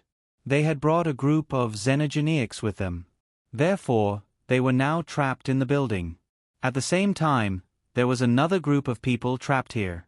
There were also superpowered people in this group, but they didn't look at the protagonist's team very kindly. What's wrong with those metahumans? Why haven't I seen him at the headquarters? The person sitting next to Xiang Kuei whispered to her. Xiang Kuei glanced over and said sarcastically, "That man is an ability user with an unstable ability. We almost killed him." The man that Xiang Kuei mentioned was Test Subject 22. At this time, Experimental Subject 22 was obviously not as delirious as before. On the contrary, his ability was still very strong. He was the leader of that team. What's going on? Where did these metahumans come from? The man was puzzled. All the metahumans were recorded at the headquarters. However, he didn't know any of the metahumans in that team. Xiang Kuei began to be sarcastic again. Who knows what the people up there are doing? Where did our abilities come from? What did they inject us with? Have you thought about this? Anyway, I have a bad feeling about these abilities. Ha! The man was confused. He really hadn't thought about this. Just as Xiang Kuei and the man were talking, a quarrel broke out. Test Subject 22's team was very unfriendly. You can blow up the base. Can't you deal with the xenogeneics outside? Ji Xiu's face was a little ugly. That's our business. What does it have to do with you? Seeing that Ji Xiu didn't answer, Yun Duo stepped forward and said to the person who spoke, "If you want to get out, find a way. Don't drag us in." "Ha, I know that Miss Jiang Tan went up with you. You came down, but where is Miss Jiang Tan?" Test Subject 22's eyes were sharp. He didn't believe that these two people could blow up the base. If it was Miss Jiang Tan, then there would be some credibility. At the mention of Jiang Tan, Yun Duo's face changed. A trace of panic flashed across her eyes. She gritted her teeth. "How would we know where she went?" "Then whether or not you blew up the base remains to be seen." Test Subject 22 sneered. "Those people outside may believe it, but I don't." Yun Duo clenched her hands. They really didn't blow up the base. However, after they came back, Song Yuanqing didn't even ask for her and Ji Xiu's opinion before announcing the matter. By the time they found out, it was already too late. This incident had indeed united those people a little. They had almost become their religion. The xenogeneics are attacking. Test Subject 22's team suddenly shouted. A few xenogeneics broke the iron door in the building and squeezed in from outside the shabby door. Their huge bodies made the space a lot smaller. The xenogeneics growled and attacked the humans with bared fangs and claws. "Run!" Test Subject 22 yelled. He broke the window next to him and ordered the others to jump out. Their motto was to run if they could and not waste their powers. So, while Ji Xiu and the others were dealing with the xenogeneics, Test Subject 22 had already run with the others. The xenogeneics were all over the room. Ji Xiu and the others couldn't run even if they wanted to, so they could only fight. Recently, Xiang Kuei's powers were getting better and better. She could squeeze the air and blow up the xenogeneics' heads. The man next to her used the soil to create thorns to prevent the xenogeneics from getting close. The two of them cooperated quite well. Ji Xiu's power was related to lightning. It was an area of effect skill. Yun Duo's skill could slow down time and slow down the xenogeneics' movements. It was also an area of effect skill. The two of them worked together and quickly cleared out an area. The others quickly gathered around them and formed a circle. "Rush out from there." Ji Xiu pointed at the window that Test Subject 22 had broken. No one objected. There were so many xenogeneics. Once their powers were used up, it would be difficult for them to escape. Ji Xiu and Yun Duo worked together to create a path to the window. They let the others go first while they covered the rear. "Captain, we can't. There are xenogeneics down there." "Where are those people?" Ji Xiu frowned. "They're trapped down there." Test Subject 22 and the others were surrounded by xenogeneics. Below them were xenogeneics. Just looking at them made one's scalp tingle. #hashtag looking for red plumery flavored votes today. #today is Monday. We're counting on you guys to get on the list. Double monthly votes. Little cuties, vote. Double monthly votes. Little cuties, vote. Double monthly votes. Little cuties, vote.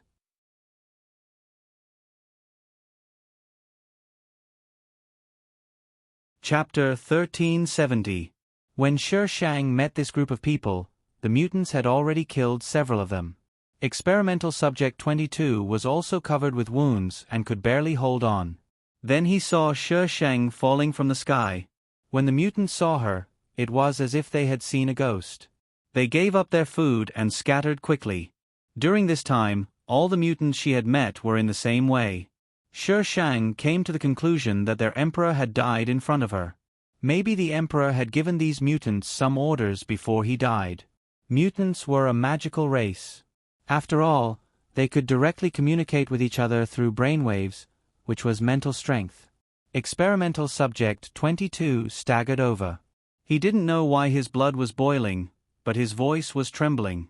Miss Jiang Tan.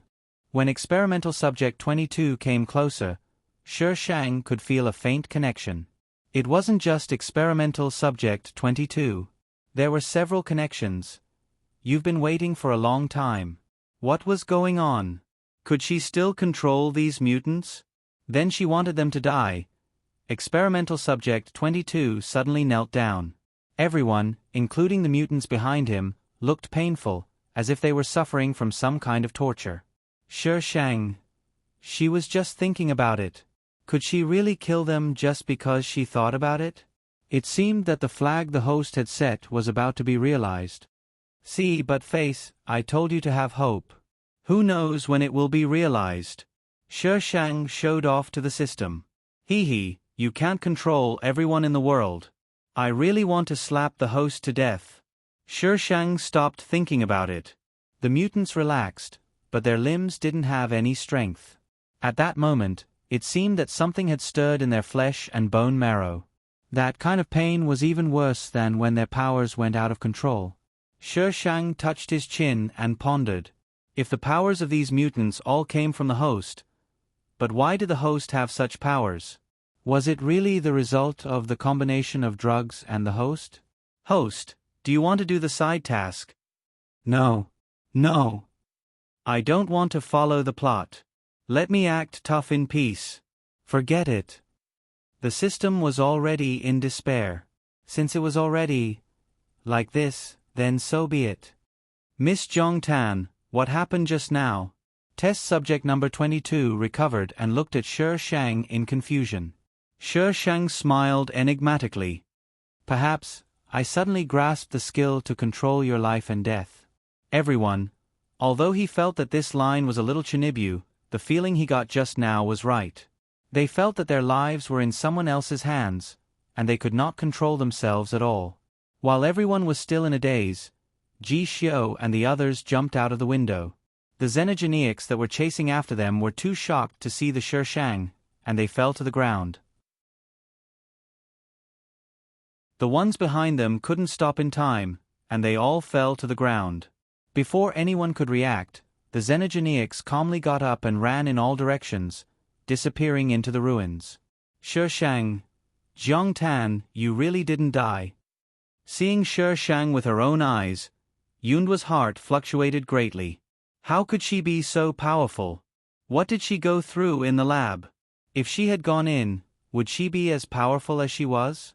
Shi Shang looked at Yunduo darkly and said maliciously, I won't die even if you die. If the female lead didn't die, she would not die. Yunduo was a little frightened by her gaze, but she forced herself not to be afraid. Do you hate me? Why would I hate you? Shi Shang spread her hands. Back then. Yunduo glanced at Ji Xiu, who was staring at Shi Shang with a heavy gaze. She took a deep breath. Mom and Dad were the ones who made the decision. I couldn't change anything. And so? Shi Shang nodded her head in agreement, as if saying, you have a point. It was the female lead's parents who made the decision. It had nothing to do with the female lead, but it had nothing to do with her. The original owner wanted to kill her, so she had no choice but to kill her. Yunduo thought that Shi Shang had accepted her explanation, so she continued, if you didn't go in back then, how could you be so powerful now? Shi Shang was speechless. The original owner had become someone's test subject after she went in. In the end, she was transformed into a humanoid weapon by the mutants. Moreover, she was not the original owner, so this causal relationship was not valid.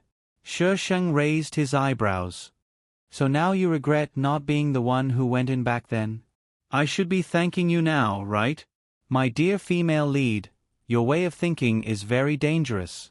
Yunduo bit her lip and didn't say anything. She didn't know how to answer at this moment. She knew more about the laboratory than ordinary people. She had sneaked in to take a look before, and the people inside were in great pain. However, after going through that pain, they gained great power. Shang secretly wanted to see if she could kill the female lead, but she found that she had no contact with the female lead. Shang looked at the ability user behind them.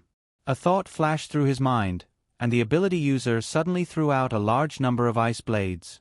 The people in front were suddenly attacked, and their own people were unprepared. A few of them were cut by the ice blades, but fortunately, no one died. "What are you doing?" Xiang Kuei glared at the ability user. "Are you crazy?" The ability user looked confused. "I don't know. I suddenly lost control." "What happened?" Ji Xiu asked in a low voice. The ability user was even more confused. "I don't know either. Someone suddenly gave me an order in my head, and then I acted." "What nonsense are you talking about? Who gave you an order?" "You." Xiang Kuei was so angry that she started yelling at the ability user. Ji Xiu's gaze fell on Shang, and it was dark and deep. Had she already mastered it? He knew from Song Yuanqing that all their abilities came from her. During the ultimate experiment, an experimenter found that she was different, so she was locked up alone. Later, research showed that she was indeed different. She had a very special ability. After that, Richie took over her and conducted all kinds of experiments on her until he figured out how to obtain her ability. The drug that the Esper injected to activate their Esper's Esper actually contained her blood. The ability user's ability came from her. Therefore, Richie found that she could establish a connection with the ability user, and even control them. Ji Xiu's mind was spinning. Song Yuanqing said that if he couldn't catch her, he had to kill her no matter the cost. If she wanted revenge, all the ability users would be under her control. But could he kill her? Shang, who had secretly finished his work, rubbed his chin and pondered. Ordinary ability users were fine, but the female and male leads were not. He didn't know if he should curse them. Curse the plot's 18 generations of ancestors. Where's Ai's sword? Shang suddenly drew his sword and slashed at Yun Duo and Ji Xiu. The ability users around them wanted to help, but their bodies couldn't help but retreat.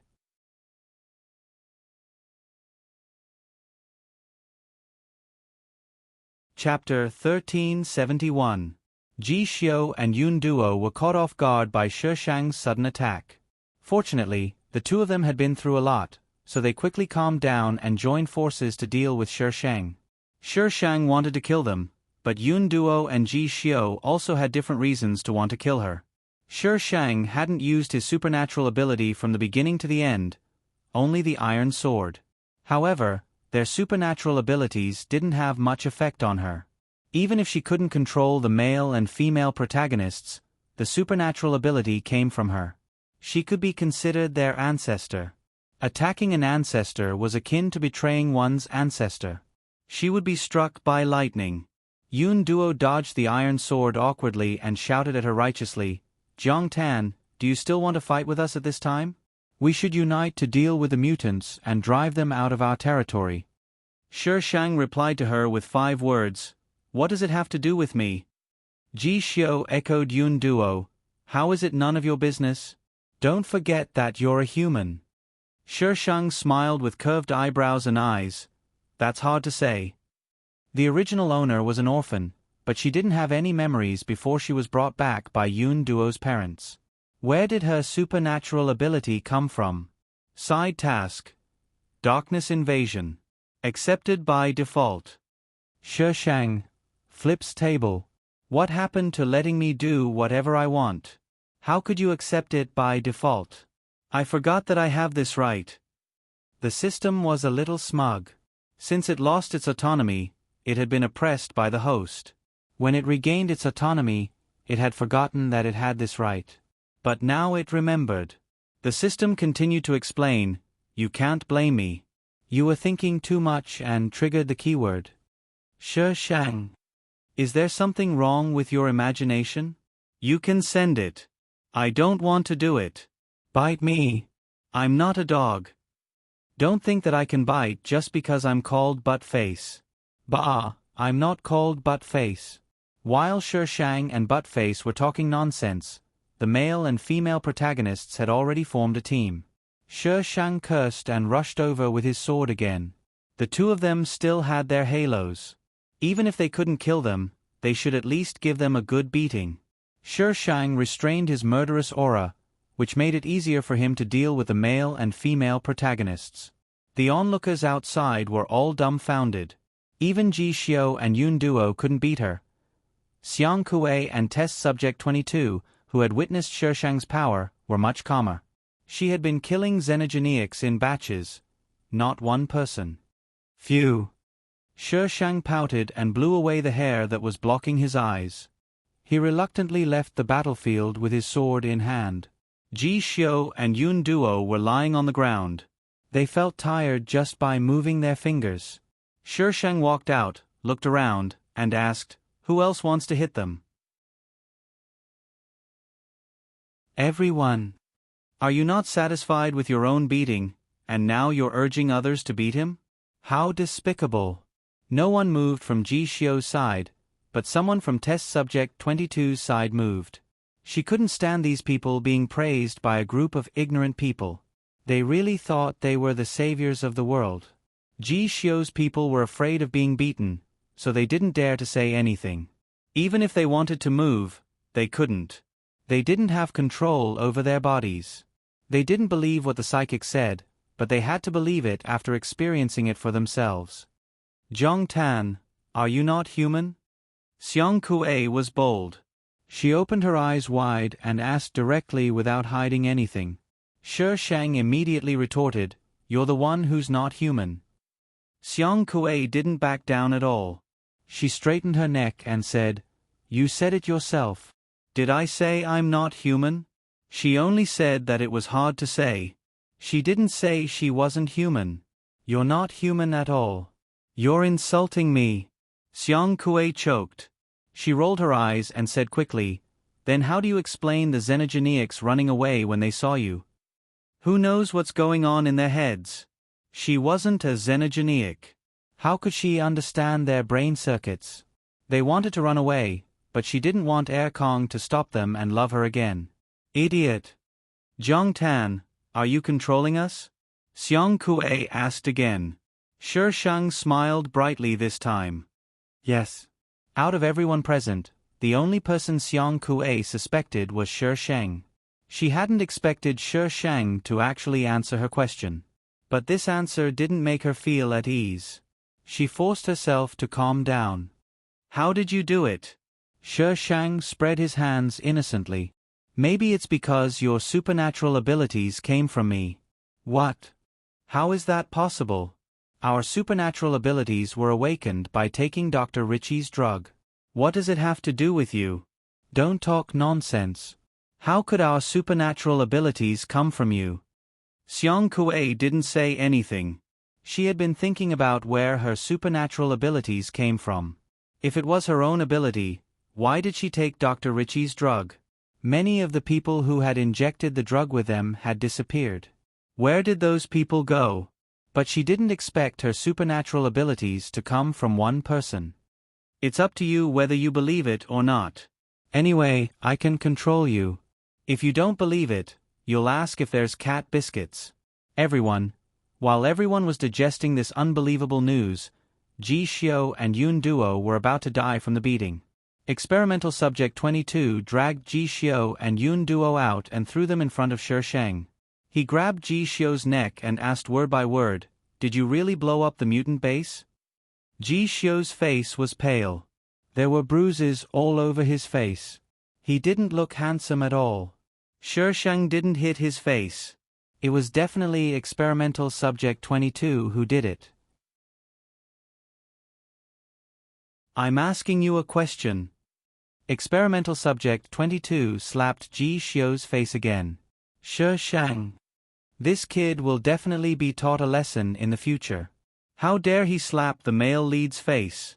Ji Xiao gritted his teeth and squeezed out a word from his throat. "Yes."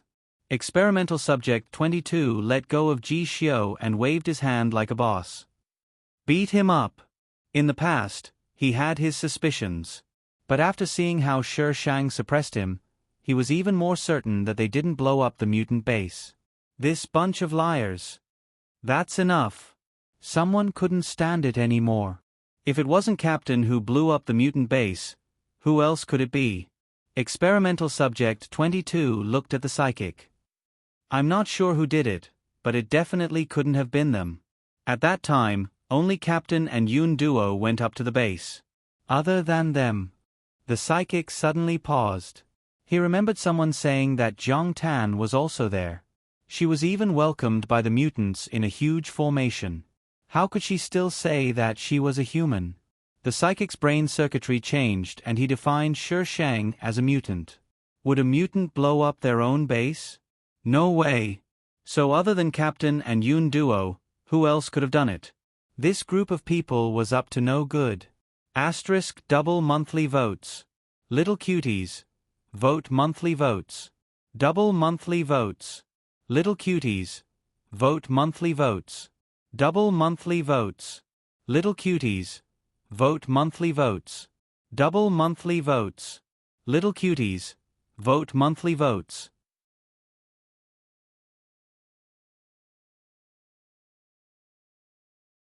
Chapter 1372. Shang Shang looked at Test Subject 22 and handed him a weapon. Try and see if you can stab him to death. Test Subject 22 was speechless. Why was she handing him a knife when he was beating someone up?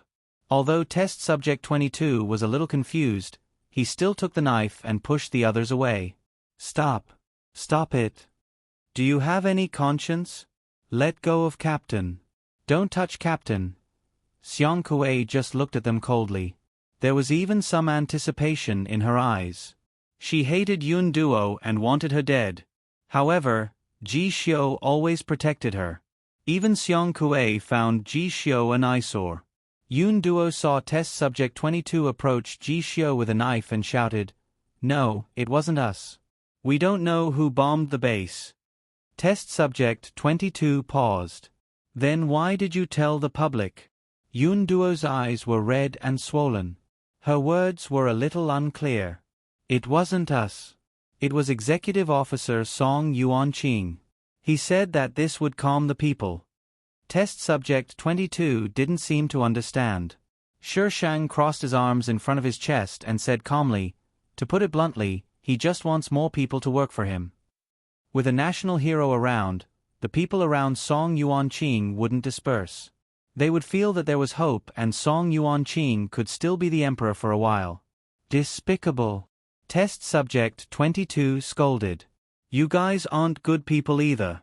You didn't do it, but you still don't deny it. He looked up at the others. You all heard it. Brainless Fan 1 didn't believe him. Bah, you forced Yoon Duo to say that. Brainless Fan 2 didn't believe him either. Confess under torture. You want to erase Captain and Yoon Duo's achievements? Dream on. Test Subject 22 retorted coldly, if they really bombed the base, would they be no match for Miss Jiang Tan? Everyone was speechless. Brainless Fan 1 tried to explain. Our captain used up a lot of his ability just now. If you have the ability, wait for him to recover before you fight. Brainless Fan 2 said, that's right. If you have the ability, let go of our captain. Anyway, the Brainless Fans firmly believed that Ji Xiu was the one who bombed the base. Are you guys done? Hurry up and kill him. Shi Shang raised his chin. It was tiring to listen to such a long speech. If they died, everything would be over. What was there to fight about? Experimental Subject 22 was very obedient to Shi Shang's words. He immediately stopped talking nonsense and stabbed Ji Xiu's neck with a knife. Shi Shang narrowed his eyes and watched as the knife left a bloody wound on Ji Xiu's neck. Don't. Yoon Duo's eyes widened, but she was being held down by someone. She could only watch helplessly as she screamed hysterically, "Stop!" At this critical moment, a white light descended from the sky. Everyone was blinded by the white light. Ji Xiu and Yoon Duo's corpses were enveloped by the white light. The white light lingered for 3 seconds before retracting upwards. There was no trace of Ji Xiu and Yoon Duo on the ground. Shi Shang looked up at the sky. There was an oval-shaped spaceship parked in the sky. The white light came from the bottom of the spaceship. Shishang took a few steps back and waved his iron sword. 2 streams of sword chi soared into the sky. Before the sword chi could even touch the spaceship, it had already disappeared into thin air. It was as silent as when it had first appeared. Space jump? Take control of the humans here. A few words suddenly appeared in Shishang's mind. Shishang narrowed his eyes. Was it really not a human? It sounded like an order, but Shishang ignored it. Perhaps it didn't get a response from her, so the other party repeated it again. Shishang grew impatient. When the other party came for the 3rd time, he attacked the other party with his spiritual energy and said, "I'm busy. If you want to conquer the world, go ahead and do it yourself. Stop telling me what to do. Don't act like you know how to use your spiritual energy." This was a virtual world. Spiritual energy was the key. How could she not be able to deal with an NPC? What a joke. After this, the other party stopped. Miss Jong-tan, how do we deal with these people? Experimental Subject 22 asked Shishang. Shishang looked at the other party. Except for Xiang Kuei, everyone else was still looking at the sky with a confused expression. Their captain had disappeared just like that? Do whatever you want. Shishang waved his hand. Obviously, he didn't want to deal with this mess. Shishang walked outside. Lu Shu and a few others were waiting in a safe place. When they saw her, they immediately went up to her. Lu Shu shook his bald head. His face was burning with curiosity. Miss Jong-tan, did you see that spaceship just now? Yes. Not only did she see it, but the thing on the spaceship also wanted her to take control of the humans. His brain must be damaged. Lu Shu winked. I've seen that kind of spaceship before. That kind of spaceship had never appeared among the mutants. Shishang tilted his head. His eyes were cold. Lu Shu was afraid that Shishang didn't believe him. He nodded vigorously. I've seen it before. It's in some of my dad's photos. Unfortunately, I can't go back to the underground city. Otherwise, I can show you. When were the photos taken? Lu Shu's father ran the underground city. It wasn't strange that he had camera equipment. Lu Shu touched his bald head and thought for a while. I saw it when I was very young. The photos were still very new. It must have been taken not long ago. Because this spaceship is different from the ones I've seen, it left a deep impression on me. Lu Shu was about the same age as her. She was certain that the original owner was a human, so she wouldn't have strange tentacles or wings. So, according to the pattern, it could only be, the host was used as a petri dish. Ordinary humans obtained supernatural powers through her. But she could control these superpowered people. She was controlled by something else. It effortlessly built an army of superpowered people and controlled the human world. A group with high intelligence shouldn't be underestimated. Unfortunately, she wasn't Jong-tan. It was impossible to control her. Miss Jong-tan, wait. Lu Shu followed behind her. The real spaceship looks completely different from the one in the photos. It's so cool. I wonder when we can have our own spaceship. Shishang felt that Lu Shu was getting noisier and noisier. He wanted to sew his mouth shut. On the other hand, number 22 followed behind her with several superpowered people. They didn't say anything and were very quiet. Miss Jong-tan, why are they following us? Lu Shu kept looking behind. Shishang paused and asked Lu Shu, why are you following me? Number 22's eyes lit up. Miss Jong-tan, we want to follow you. Number 22 said he wanted to follow her when they met for the first time. It seemed that her pathogen was attractive to the viruses. I don't want to bring any burdens. You can go do whatever you want. Shishang waved his hand. They. Number 22 pointed at Lu Shu and the others. These people weren't superpowered people. They didn't show up just now and hid far away. They were the burdens, okay? Lu Shu was a little smug after being called out. Miss Jong-tan is happy to take us. Shi Shang didn't want to talk nonsense with them. He took Lu Shu and the others and left on his sword. Recently, a group of people who didn't show up in the ordinary group were cleared. There was a temporary vacancy. Group number 4512444066.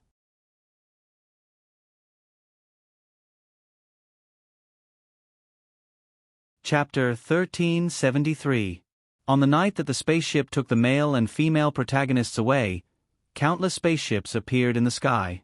All kinds of lights flashed in the sky, and a base was built in front of everyone's eyes. Shi Shang found that this base was obviously different from the previous one. It was not as big as the previous one, but the fighter jets and spaceships were obviously more advanced. They were not from the same place. After one died, another one took his place. Wave after wave of them. She really wanted to ask why she was so unlucky as an Earthling to be regarded as food reserves by all kinds of things. The energy supply of the demons, the rations of the magical beasts, the mobile blood bank of the vampires, the teeth-grinding sticks of the zombies, the nutrients of the mutants, the delicious essence of the fairies, the delicious snacks of the ghosts. What did humans eat? Cereals. So all these weird things thought humans were healthy, environmentally friendly, and pollution-free food? This could be a book. Those big bosses who always wanted to eat me, self-cultivation as a grain reserve, confessions from food. Shi Shang shuddered and tossed those weird thoughts aside. What the hell is this? Building a high-tech base was done quickly. At least, the appearance was done. Shi Shang ate sunflower seeds and looked at the strong light sweeping across the ground. Wherever the strong light swept across, humans would be sucked up. Miss Jiang Tan, what is this? Lu Shu and his minions huddled together next to Shi Shang. They were afraid that they would be sucked up by the strong light if they stayed too far away. How would I know? Shi Shang said grumpily. This scene lasted for a long time. Shi Shang estimated that 50% of the people living on the ground had been sucked up to the surface. This scene lasted for a long time until one night, a spaceship stopped above Shi Shang's head. The light shone down and enveloped Shi Shang. However, the white light did not move for a long time. Since they could not get up, the things on the spaceship had to come down. The person who came down from the spaceship was obviously a human. At least, he looked human. He looked at Shi Shang and said expressionlessly, 029, the commander wants you back. 029. Code name. Or was there 1, 2, 3, 4, 5, 6, 7 in front of him? Shi Shang beheaded him without a word. The blood that came out of the iron sword was not red, but dark black. There was a rotten smell coming from the corpse, and a strange creature with tentacles crawled out from the corpse's head. Shi Shang. The xenogeneics before had already affected the city's appearance, and this one was even worse. Could they still play happily? The tentacle monster that crawled out waved its tentacles in the air and finally stopped in Lu Shu's direction. Hey! Shi Shang poked it with his iron sword. Don't try anything funny, or I'll kill you. The tentacle monster waved its tentacles in the air a few times and made a strange sound. Shi Shang actually understood. What it said was, "Nothing good will come out of betraying your superior. Hurry up and report back." Shi Shang scratched his head. Did she have such a thing in her head as well? So scary. Host, you're a serious person. The system was afraid that Shi Shang's imagination would make it disappear, so it quickly reminded her. Then how can I understand their language? I'll give them to you. It was almost tricked by the host, so it would not tell her. The system went offline immediately. Shi Shang. Buttface was not easy to fool. Shi Shang looked at the tentacles all over its body and felt a little disgusted, so he quickly stabbed it to death with his sword. As soon as the tentacle monster died, the spaceship in the sky fell down and crashed not far away from them. Was it bound? Lu Shu and the others swallowed hard. The edge of the city, which had been occupied by the xenogeneics for hundreds of years, welcomed a new group of invaders. And this group of invaders was not as gentle as the previous ones. They came prepared. Miss Jiang Tan, he. What did he mean? Where did he ask you to go? Lu Shu's face was a little pale. Using his remaining intelligence, he thought about it and realized that Miss Jiang Tan was one of them. Oh my God. I'm a human. Shi Shang glared at Lu Shu. Really? Lu Shu was relieved.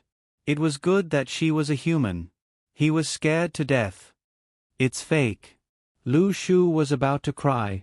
Miss Jiang Tan, don't scare me. I'm a coward. Shi Shang sneered. How dare you follow me if you're a coward? You must have eaten a bear's heart and leopard's guts back then. Now you can't keep it up? Do you want to eat some xenogeneics? Everyone was disgusted.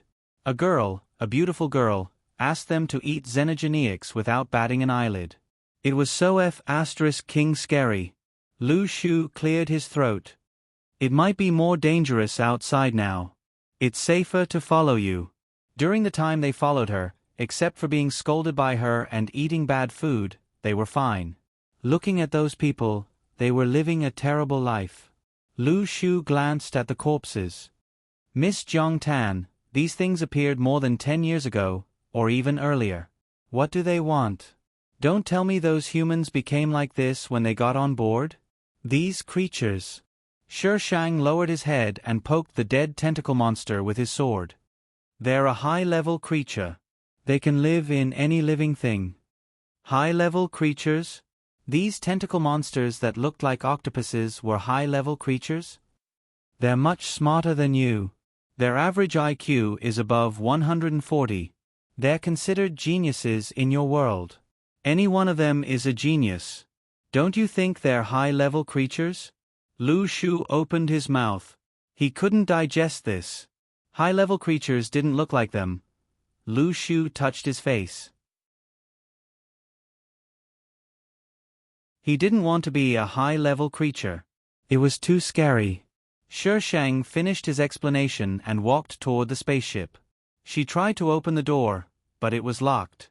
She could only hack it open with her sword. Lu Shu and his lackeys were speechless as they watched her destroy the spaceship. In the past, if they could get their hands on a spaceship, the researchers would be overjoyed. She, on the other hand, hacked it open without a frown. Wait outside.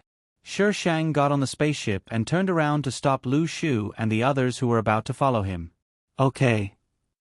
Lu Shu was a little disappointed. He wanted to go up and take a look at the spaceship. However, Shi Shang didn't allow them to go up, so they had to wait outside. Soon, strange noises came from the spaceship. It took a while for it to stop. About a minute later, Shi Shang came out with a tentacle monster in his hand.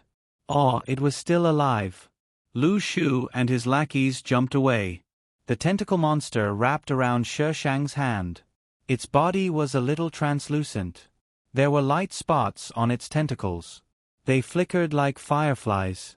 No attack power. Shi Shang pulled the tentacle monster down and threw it on Lu Shu. Ah! Lu Shu jumped and tried to slap the tentacle monster down. However, the tentacle monster wrapped around his arm and he couldn't do it. Lu Shu's scalp went numb. He yelled, "Miss Jiang Tan, take it down." Oh! Shi Shang rolled his eyes at him and pulled the tentacle monster down. The tentacle monster immediately wrapped itself around Shi Shang's hand and hit the back of her hand with its tentacles. It seemed to be frightened.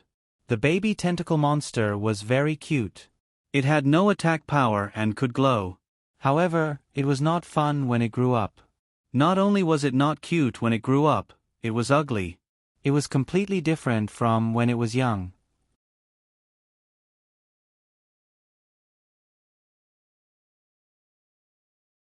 Chapter 1374. Lu Shu didn't understand why Shi Shang wanted this thing. Just looking at it made him feel disgusted. Lu Shu swallowed hard. "Miss Jiang, what are you going to do with it?" Shi Shang answered seriously, "I'm going to show it to you." "No, I don't want to see it." "Really, Miss Jiang, please take it away." This was what Lu Shu wanted to express. He wanted to tear the tentacle monster into pieces. What was so good about looking at such a disgusting thing? Shi Shang pulled the tentacle monster down. "Don't ever say that you've never seen it before. You have to be knowledgeable." Lu Shu was speechless. What did he mean by not being knowledgeable? Lu Shu watched Shi Shang kill the tentacle monster and heaved a sigh of relief. Miss Jiang, can we fly this spaceship? Lu Shu's attention soon shifted to the spaceship behind Shi Shang. His eyes lit up. This was a spaceship. It wasn't flying in the sky. It was just stopping in front of him. Okay, it was crashing down. No. Shi Shang mercilessly broke his fantasy. This spaceship. Shi Shang thought for a moment and came up with a more appropriate adjective. It's bound to them. Only they can fly it. Yes, that was what he meant.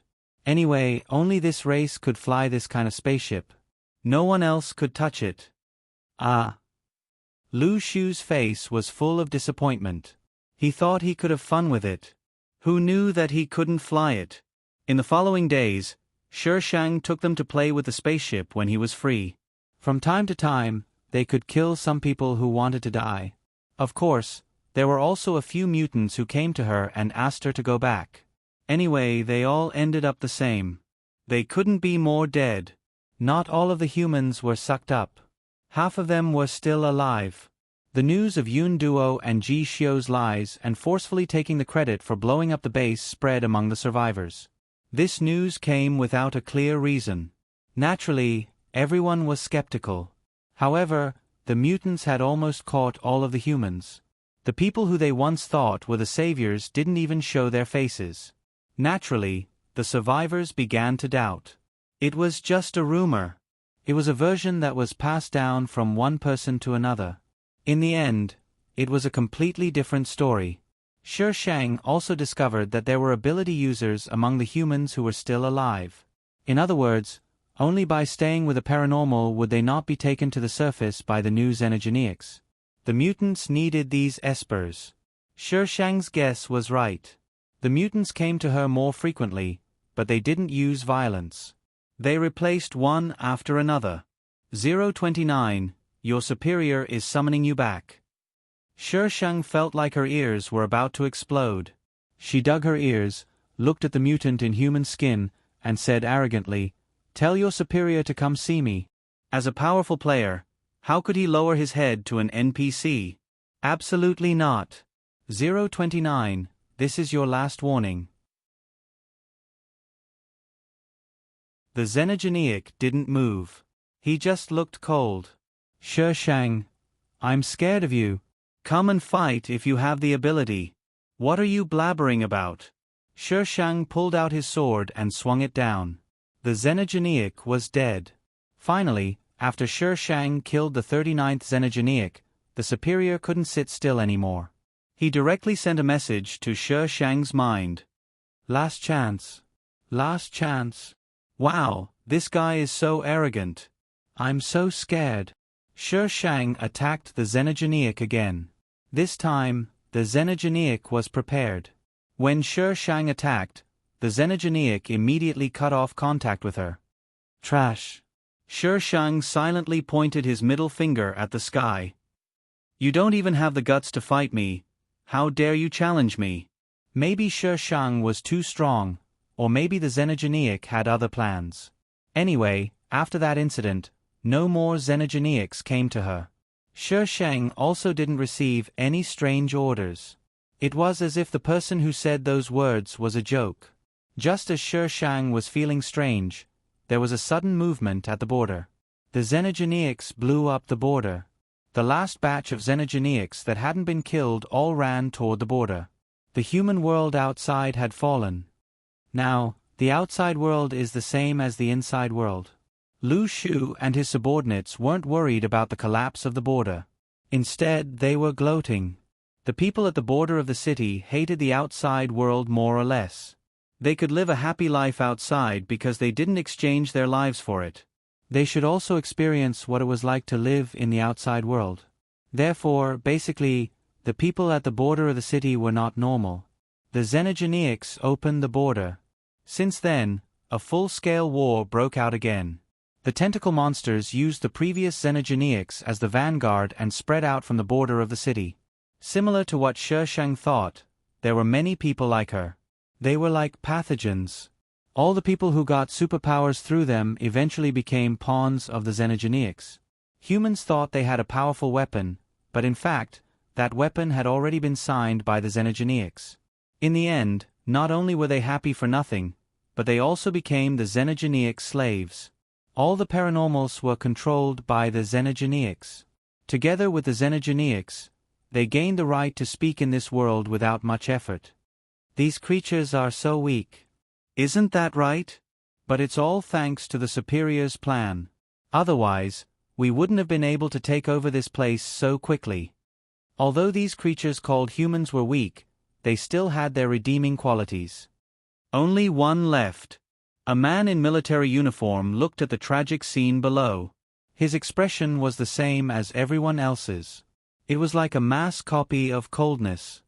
"Superior, that person isn't easy to deal with," the person behind immediately said. "She's not under our command at all." They had sent in so many people, but only this woman was not under their control. The Superior wanted to know what was going on, so he didn't do anything to her. The man called Superior narrowed his eyes. "Then, destroy it." No matter what the reason was, it didn't matter now. This place was already in his hands. "Superior, bad news." Everyone looked at the person who suddenly rushed in. That person's face was pale. Under the expressionless gaze of a group of dead fish eyes, he said word by word, "The base has been destroyed." The table under the Superior's hand shattered with a crack. "What happened?" "I don't know." The base suddenly exploded, just like Isba's base. They saw the scene of such a huge base being blown up with their own eyes. It was very shocking. A congratulatory gift for conquering the world. "Do you like it?" Suddenly, a sentence popped up in the officer's mind. He suddenly grabbed the informant's neck and squeezed. Crack. The informant's neck was broken. A tentacle monster crawled out from a hole in the informant's head and quickly fled outside.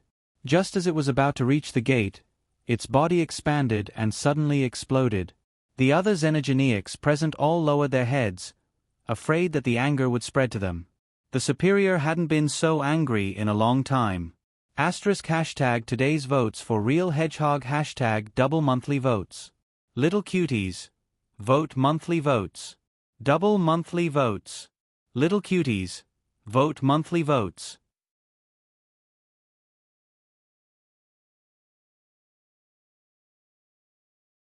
Chapter 1375. They were fighting in the front line, but their base was destroyed. There was nothing more humiliating than this. The officer was so angry that he ordered his men to destroy Shi Shang on the spot. They were able to let the virus lurk in the human body, so they naturally considered the possibility that the virus would not obey them. The mutant who was ordered to execute Shi Shang lowered his head and operated on the holographic screen for a while. As time passed, the mutant's hands began to tremble. After a while, he raised his head and could not hide his shock. "Sir, it didn't work. It didn't work." In other words, she was completely out of their control. The officer's dead fish eyes seemed to burst with anger, but if one looked closely, they were still the same dead fish eyes. There was nothing special about them. "Go and bring those two people to me," the officer shouted. He did not believe that a pawn like her could overturn the situation. "Yes, sir." Obviously, Shi Shang could overturn the situation. Not only did she blow up the base, but she also killed many mutants. Without the mutants, they could not completely control the humans. In a short time, the control of the battlefield returned to the hands of the humans. This battle was like a F***king game. Humans thought that they had ushered in a savior, but Shi Shang was only responsible for killing and nothing else. Often, as soon as she left, the mutants would send an army to take back the control. The situation was extremely chaotic. At night, Shi Shang killed all the mutants in a city and left the city with Lu Shu and the others to rest in the wilderness. Lu Shu was responsible for starting the fire. He looked at Shi Shang and carefully moved over. "Miss Jiang, why don't we organize the humans to fight against the mutants?" "Why?" Shi Shang looked at Lu Shu with a puzzled face. Lu Shu was confused. "This way, the chances of driving the mutants away will be higher. Why should we drive the mutants away? Shi Shang continued to ask. Lu Shu. Wasn't that what he had been doing recently? Shi Shang looked at him coldly. My hands are itchy and I want to kill people. In this world, killing is not illegal. How can I not kill enough? Lu Shu. Mom, there was a pervert here. Lu Shu coughed and forcefully changed the topic. I didn't expect those superpowered people to be the mutants' lackeys. God gave them power, but they used it to collude with the mutants. How despicable. Shi Shang glanced at Lu Shu. The light from the fire illuminated her face. They were sent here by the Xenogeneics. To put it bluntly, they are puppets. Lu Shu tried hard to digest Shi Shang's words. After a while, she said, You mean those superpowered people are also mutants? Was that what she meant? Not really. The superpowers of the superhumans should have mutated after the fusion of their genes, but they were still humans. They were just being controlled by a mutant. Miss Jiang, you seem to know a lot. Tell me more. Lu Shu stared at Shi Shang with a strong desire for knowledge. No matter what, she always looked like she had a card up her sleeve. Things that they were completely clueless about, she was calm and indifferent, as if they were nothing in her eyes. You wouldn't understand even if I told you. How can I understand if you don't tell me? My understanding is very strong, Miss Jiang. Anyway, I have nothing to do now. You can tell me. Shi Shang glanced at her. Lu Shu put her hands together with a pleading face. What happened recently made her very confused. Shi Shang was silent for a while. Then let's start with the photo of your father. The tentacle monsters and the mutants that occupied the Earth at the beginning were not in the same group.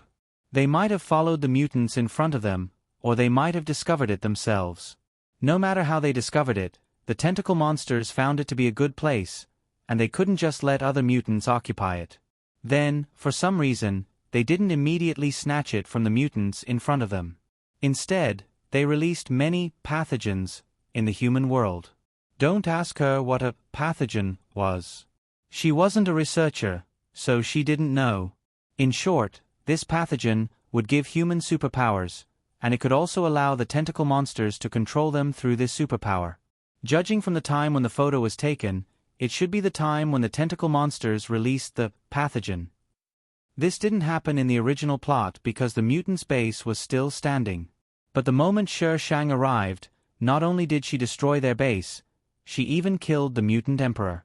How could the tentacle monsters not grasp such a good opportunity? Shi Shang still didn't know the purpose of the tentacle monsters. They obviously didn't come for food. They controlled humans, but they didn't kill them. Could it be for reproduction? Look, when they appeared, they were all using human bodies. Oh, your IQ is online now. Shi Shang raised his eyebrows. Lu Shu was suddenly praised and touched his head a little embarrassedly. I just suddenly thought of it. Didn't you say that their reproduction rate is very low, and that every child is very precious? These words were popularized by Shi Shang when he showed them the young tentacle monsters. That's right, we are here for reproduction. A voice suddenly interrupted. Lu Shu was so scared that he fell from the stone he was sitting on. He quickly looked around, but he didn't see anything. What about ghosts? Shi Shang calmly pointed to the sky. Lu Shu looked up. A few spaceships appeared in the sky one after another. The light from the spaceships shone down below, bright and dazzling. Compared to Lu Shu's big reaction, Shi Shang was much calmer. He didn't even move his eyebrows. She put one leg on the stone next to her, sitting like a bandit, and shook her leg vigorously. The light from the spaceships shone down, and a few men appeared in the light. All of their faces were pale, like corpses that had just crawled out of a coffin. While Shi Shang was looking at them, they were also looking at Shi Shang. I have a question. I wonder if you can answer it for me? The officer standing at the front asked. No. I wasn't your Baidu encyclopedia. How could I answer your question? Officer, forget it. He could come up with a conclusion from the corpses anyway. I'll give you one last chance. Come back with me. Who do you think you are? Shi Shang's tone was arrogant. The officer seemed to be enraged. His voice was tinged with anger. You asked for it. Tell them to come down. The last sentence was obviously an order to someone else. The light from the spaceship lit up again. When the light dissipated, two figures appeared in Shi Shang's line of sight. Two people wearing strange armor walked over. When they got closer, Shi Shang could see their faces clearly. You're awesome. Shi Shang suddenly raised his hand and gave the officer a thumbs up. Even the male and female leads dared to do this. Wasn't that awesome? The armor was obviously fused with their bodies. Yun Duo and Ji Xiu were only exposed to the outside world with their faces exposed. Their expressions were dull, and there was no sign of life in their eyes. Asterisk double monthly votes. Vote, vote, vote.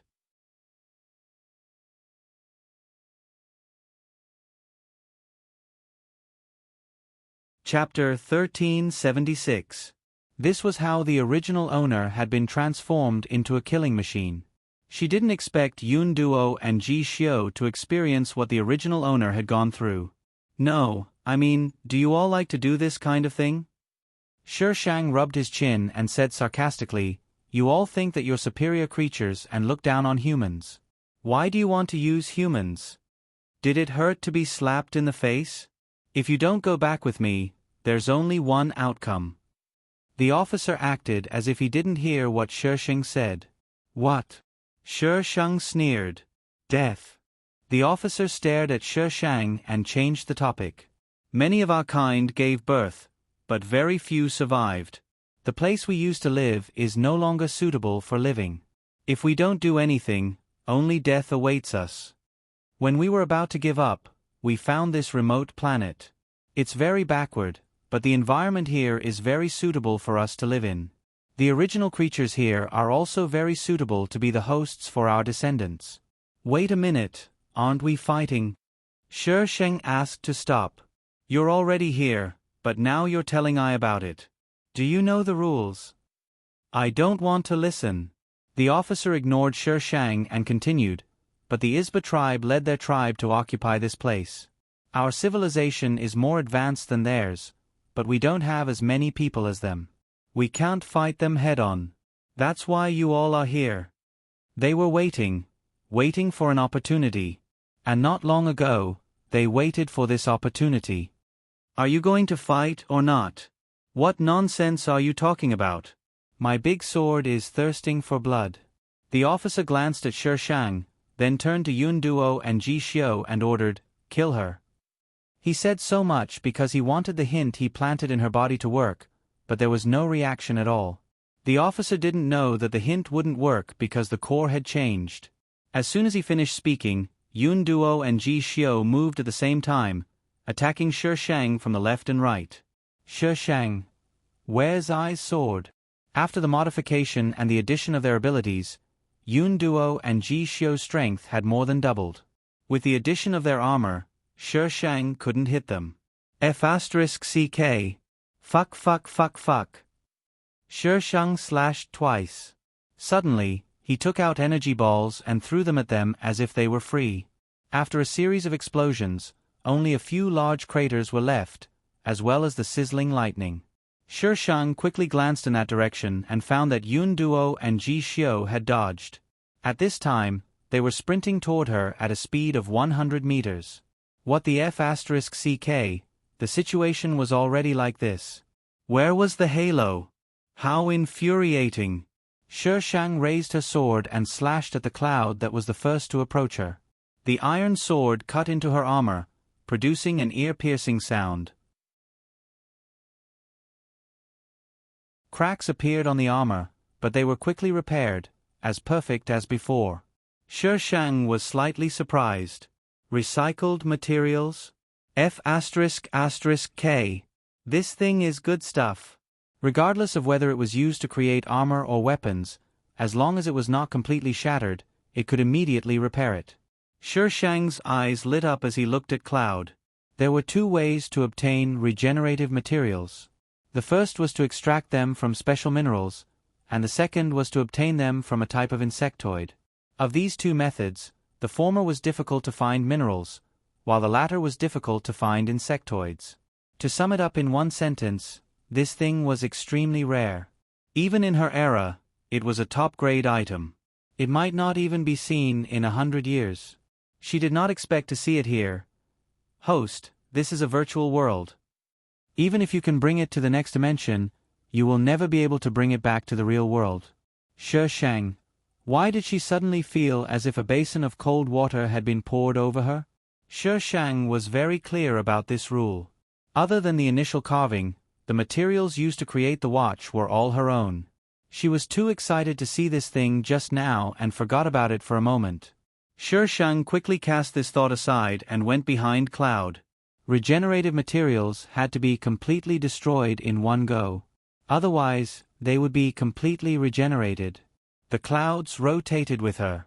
When the clouds turned around, a red light flashed past Shi Shang's eyes. A piercing sound that could make one's teeth fall off rang in her ears. Her chaotic thoughts seemed to have returned to their original position, and she could see the person in front of her clearly. Save. Before Cloud could finish a sentence, the sword had already pierced through her armor and into her flesh and blood. The sword seemed to have rotated 360 times in her body, and the flesh that was connected to the armor was being forcefully peeled off. The pain was no less than when the armor was fused with her. Ah! Cloud could not bear the pain and screamed. Save me! Her eyes were bloodshot as she stared at Shi Shang. Save me, save me! But the figure was retreating. In the blink of an eye, she could no longer see her. Why? If she had been sent to the laboratory, she would have been the one who was so powerful, not her. Zhong Tan, why are you not dead? Why are you still alive? Why don't you save me? Cloud stared in the direction Shi Shang had disappeared in. The next second, her whole body suddenly exploded into a bloody mist. After taking care of Cloud, there was still Ji Xiu. Ji Xiu was already more powerful than Cloud. When Shi Shang dealt with him, it was obviously a bit difficult. Plus, the armor was made of recycled materials, which wasted even more time. Ji Xiu's eyes were still lifeless, and there was no sign of life. He only knew how to attack. He was determined to kill Shi Shang. Bang! The violent explosion attracted Ji Xiu's attention. Shi Shang took the opportunity to take out an energy ball and threw it at Ji Xiu. The energy ball smashed into the armor and exploded. The explosion set off a shock wave that spread out, and a terrifying force was mixed in it. Rumble! Shi Shang looked up at the dark sky. There was no light at all. The clouds were low. F*CKU. He cursed in his heart. The dust on the other side dispersed. Ji Xiu's face was a little bloody from the explosion, but his body was not affected. He moved his hands and feet, and when Shi Shang looked up at the sky, he shot at Shi Shang like a cannonball. In the blink of an eye, the lightning in the sky struck down. Ji Xiu and the lightning arrived at the same time. Shi Shang did not have any equipment on him. He did not want to be struck into charcoal, so he chose to avoid the lightning. Ji Xiu bumped into him, and he flew into the air uncontrollably. The lightning that had been prepared for a long time struck again. Shi Shang grabbed the iron sword and forced himself to change his landing position in the air. The lightning brushed past him and struck the forest next to him. A fire suddenly burned. Ji Xiu did not see Shi Shang for a while. He looked around. At this moment, the front of him suddenly darkened. The cold iron sword fell from the top of his head. The word count has exceeded. The next author has something to say. The 40th world ended.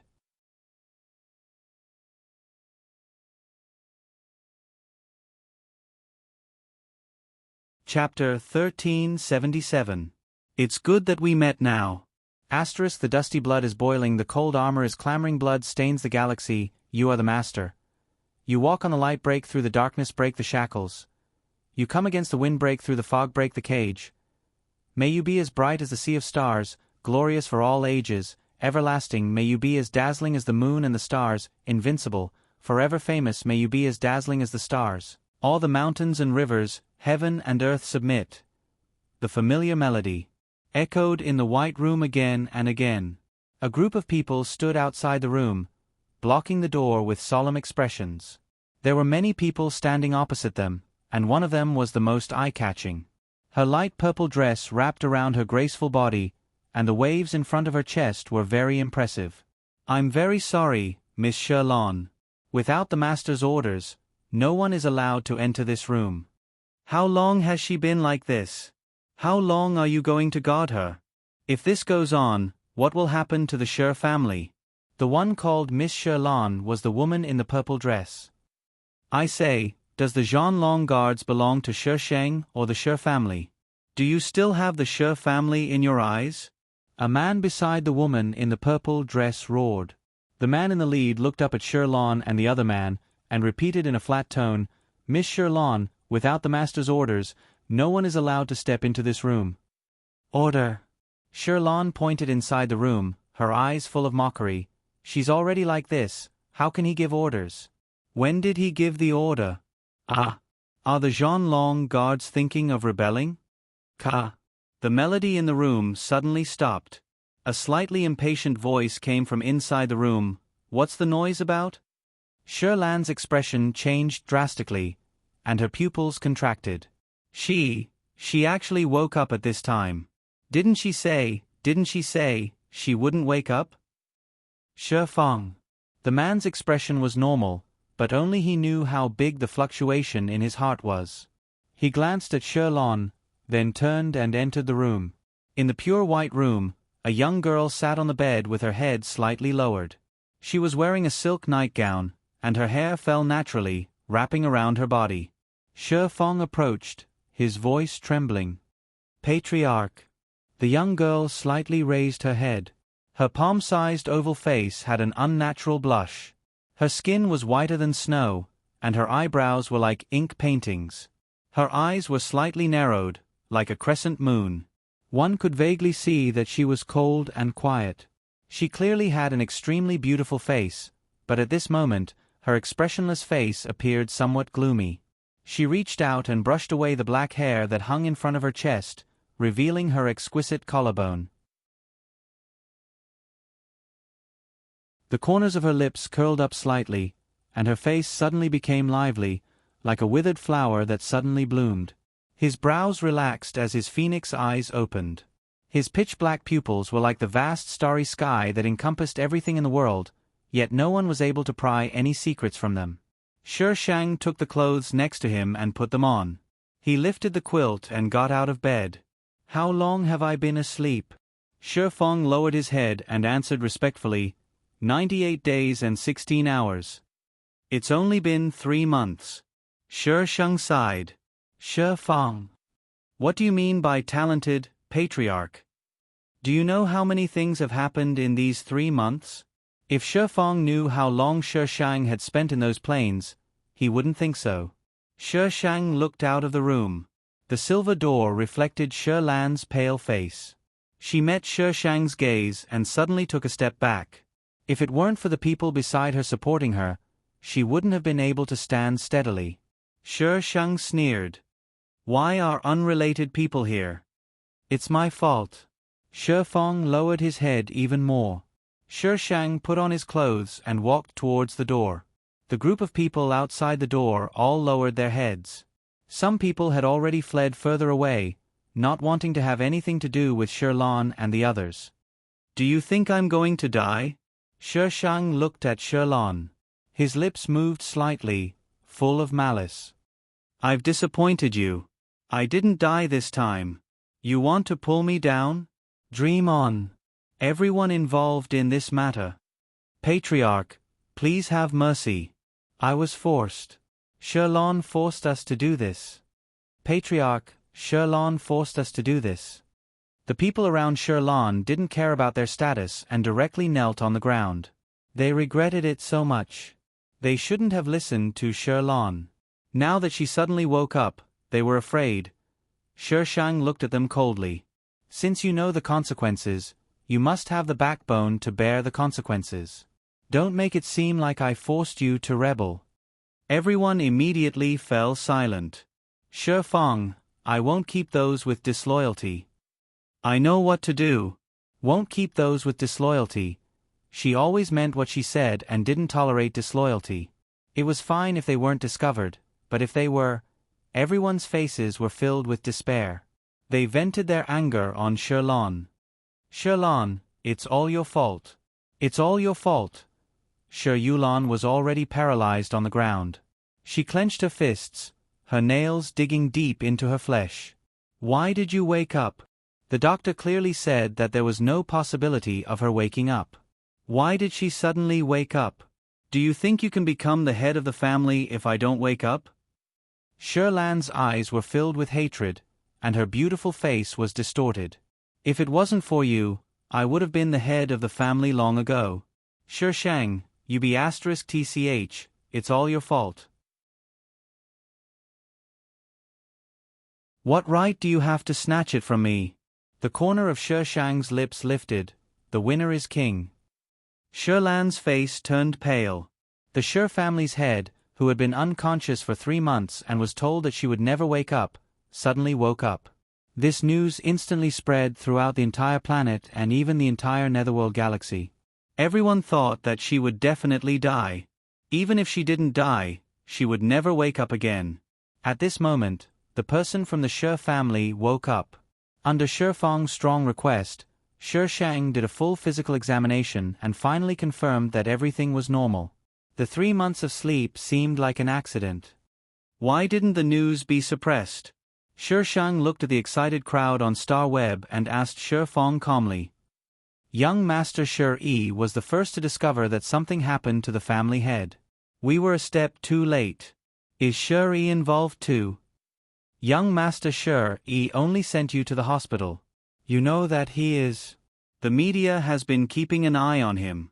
The media naturally knew that you were sent to the hospital by him. By the time we wanted to suppress the news, it was already too late. After that, because she didn't give any instructions, other than ensuring her safety, they more or less had restrictions on everything else. Shi Shang tilted his head and looked at Shi Fang. Do you think he's not involved? Young Master Shi Yi has always appeared innocent to the outside world, but why didn't this young master send the head of the family to the Shi family's hospital? Why did he have to send the head of the family here with so many media present? That's right. The innocent Shi Yi is the most dazzling superstar in our Netherworld galaxy. Shi Shang paused. Unfortunately, this superstar has reached its final destination. Shi Fang already had an answer in his heart. I'll do it now. Shi Shang watched Shi Fang leave. The Shi family never lacked young masters. There were plenty of them, but there weren't many young masters who could enter the Shi family. Shi Yi was one, and Shi Lan was another. She had only slept for 3 months, and her hidden claws had already reached out. Shi Shang looked into the distance. I'm back. Asterisk in the real world. It's not the end, so don't ask if it's going to end. Don't ask me for the complete version of the lyrics. I don't have it. I only have these few lines. These few lines have already exhausted all my brain cells.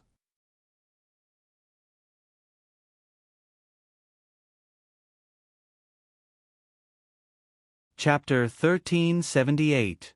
The latest news is that due to personal reasons, Shi Yi has taken an indefinite hiatus from acting from today onwards. His newly released Fire Beacon is currently in the midst of a popular screening, but he suddenly announced his hiatus. Coincidentally, the head of the Shi family woke up a day ago. I wonder what this has to do with. As soon as this news was released on Star Web, Shi Shang's personal page was occupied by Shi Yi's fans. There were all sorts of scoldings. There was no end to the dark history of Shi Shang's personal page. Fans from all walks of life moved when they heard the news. They cheered for Shi Yi's fans and scolded Shi Shang for taking advantage of the situation. Of course, Shi Shang also had brainless fans, and there were quite a number of them. Naturally, both sides had to fight. Just by looking at her profile page, one could see a bunch of interesting things happening. Let me see the head of the family. Shifeng, please let me see the head of the family. An exquisite young man knelt in front of a door. There were tears on his face and his eyes were filled with tears. It made one's heart ache. Young Master Shi, the head of the family has just woken up and needs to recuperate. If you continue to cause trouble, don't blame me for being rude. Shifeng's expression was solemn and unmoved. Shifeng, I beg you. The young man grabbed Shifeng's hand and revealed his softest side. Let me go in and see the head of the family. Shifeng. Gotcha. The door opened and Shuri looked up abruptly. The young girl stood against the light. She was wearing a long black dress with lifelike patterns embroidered on it. The flower buds were blood red, but the petals were white. It was as if there were elves embedded on it that could spread their wings and fly out at any time. The young girl's expression was cold, like a high and mighty queen. She walked slowly, and every step she took seemed to be walking on the tip of Shuri's heart. Head. Shuri lowered his head. I know I was wrong. The young girl's voice was light and gentle, and there was a hint of laziness like a cat's. The end of her voice was decadent and tugged at one's heartstrings. You were wrong for not killing me back then, right? Shuri lowered his head and did not dare to speak. Yes, he was wrong for not killing her back then. However, he knew that even if he killed her back then, the Zhanlong guards led by Shifeng would not let him off. He did not dare. The Zhanlong guards were no longer the Shi family's Zhanlong guards. They were Shi Shang's Zhanlong guards. Shuri, the girl called out softly. Shi Guang's body trembled slightly as her face turned pale. She bit down on her lips so hard that blood seeped out. I told you not to act rashly until you're sure that I'm dead. Why didn't you listen? Shuri clearly remembered that when she said this, it was when she became the head of the Shi family. He actually dared to speak so arrogantly in front of the entire clan. It's not scary to have ambition. What's scary is that you don't have the courage to control your ambition. The young girl walked past him, her skirt brushing against his arm. Coldness gathered from all directions. Shifeng shook his head. As long as these people did not involve the interests of the patriarch would not care about them. They could even rely on the prestige of the patriarch to do whatever they wanted outside. He did not understand why they were still not satisfied and insisted on killing the patriarch. Did they not understand that if something were to happen to the head of the household, the Shi family would not be able to hold on? If not for the head of the household turning the tide back then, did they really think that they could still live such a life here? These juniors had become more and more outrageous over the years. Shifeng caught up with Shi Sheng. Patriarch, are you going out? What's the matter? The invitation for the 12 summits has arrived. Do you want to take a look? I don't have time. Shifeng knew that this would be the result and did not persuade him further. Patriarch, I will send a small team of Zhanlong guards to follow you. Blue Planet has been a little chaotic recently. Shi Shang raised his eyebrows. Who is so arrogant as to cause trouble here? Don't they know that this is my territory? During the 3 months that you were unconscious, many forces have sent people over, even the Alliance is no exception. You know that without your orders, the Zhanlong guards are restricted in many areas, so we can't care so much. Go and tell them to get out of Blue Planet within a day, or else they can forget about going home. Shifeng. The patriarch was always so swift and decisive. Looking at the figure walking out, a smile appeared on Shifeng's handsome face. Fortunately, she was fine. Host. But face, you're still here? What's so strange about it being here? Why is the host so surprised? All right, her tone was very calm and there was nothing surprising about it. I am bound to the host, so of course I'm here. Shi Shang stopped outside the Shi family's house and got into the hover car. He skillfully set the route and activated the car's autopilot. Why, your master is still not coming to see me? You forced yourself out, and I haven't contacted my master yet. What's there to see? Without my master's instructions, the system did not know what to do now. Host, where are you going? To find someone. Shi Shang ignored the system and looked down at the scenery passing by below. The system took the opportunity to collect information on the star web. The information on Shi Shang on the star web could be summarized into 2 points. First, she was the patriarch of the Shi family. Second, she was very hateful. There were almost no rumors about her on the star web. They only knew that she was very arrogant and disliked the alliance. Anyway, in the eyes of the public, she was a murderous, eccentric, and tyrannical psychopath. Yes, a very powerful psychopath. Host, if you are so powerful, why is there no news about you on the star web? You will be locked up in a small black room if you talk bad about me. Keep bragging, keep bragging. My master must have done something. Shi Shang smiled and did not say anything. The hover car stopped steadily. She opened the car door and jumped out. This was a very old residential area. At least in the system's eyes, it was very old. Compared to the bright and spacious streets in front of her, it was as if she had traveled back in time and returned to the star web. Shi Shang walked through the old alleys and finally stopped in front of a wall. She went forward and knocked on the wall. After waiting for about a minute, Shi Shang was ready to draw her sword. The wall rippled like water and a door slowly appeared. It was made of sandalwood and there were ancient patterns on the door. Shi Shang reached out and pushed the door. The system was shocked by the scene behind the door. It was a courtyard house, and it was very ancient. Shi Shang stepped into the courtyard. The door behind her disappeared and the wall returned. In an instant, it was as if she had traveled from the star web to the ancient times. Shi Shang, why are you still alive?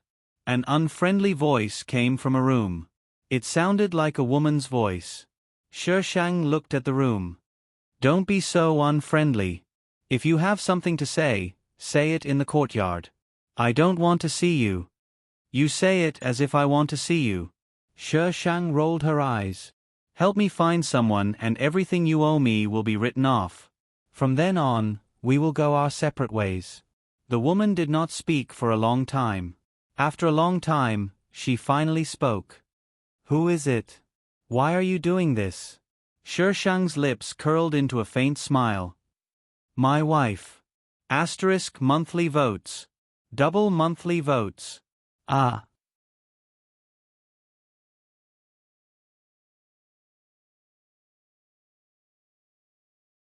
Chapter 1379. A person like you can actually fall in love with someone. Ha. The woman seemed to be very disdainful and changed the topic. Do you have a keepsake? Shi Shang took out the watch and placed it on the table in the courtyard. She had already searched for him when she came back, but there was no trace of him at all. The watch flew into the house on its own. Let's say this first. If I help you find him, we'll go our separate ways from now on. The woman seemed to be afraid that Shi Shang would go back on his word and emphasized it again. When have I ever gone back on my word? Hurry up. The woman fell silent. Shi Shang wandered around the courtyard. About half an hour later, the woman's voice sounded. I can't tell the exact location.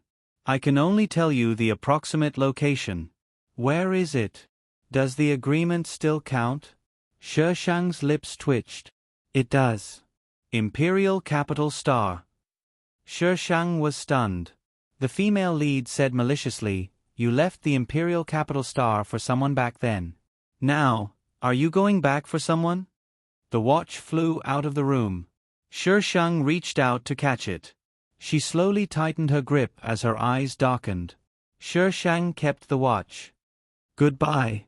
The woman did not speak. Shi Shang turned around and walked out of the wall.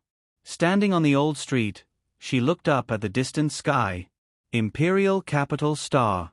Shi Shang let out a turbid breath and returned to the Shi family quietly. Shi Yi had already been taken away from the Shi family. Even his things had disappeared as if this person had never appeared. The elders of the Shi family waited in the hall until midnight, but they did not see him, so they could only go back first. In the next few days, other than Shi Fang, no one saw Shi Shang. In the room, Shi Shang leaned against the chair. The vast universe's holographic projection enveloped her. Her eyes were open, but they did not move. Master. A girl in a princess dress appeared in the projection.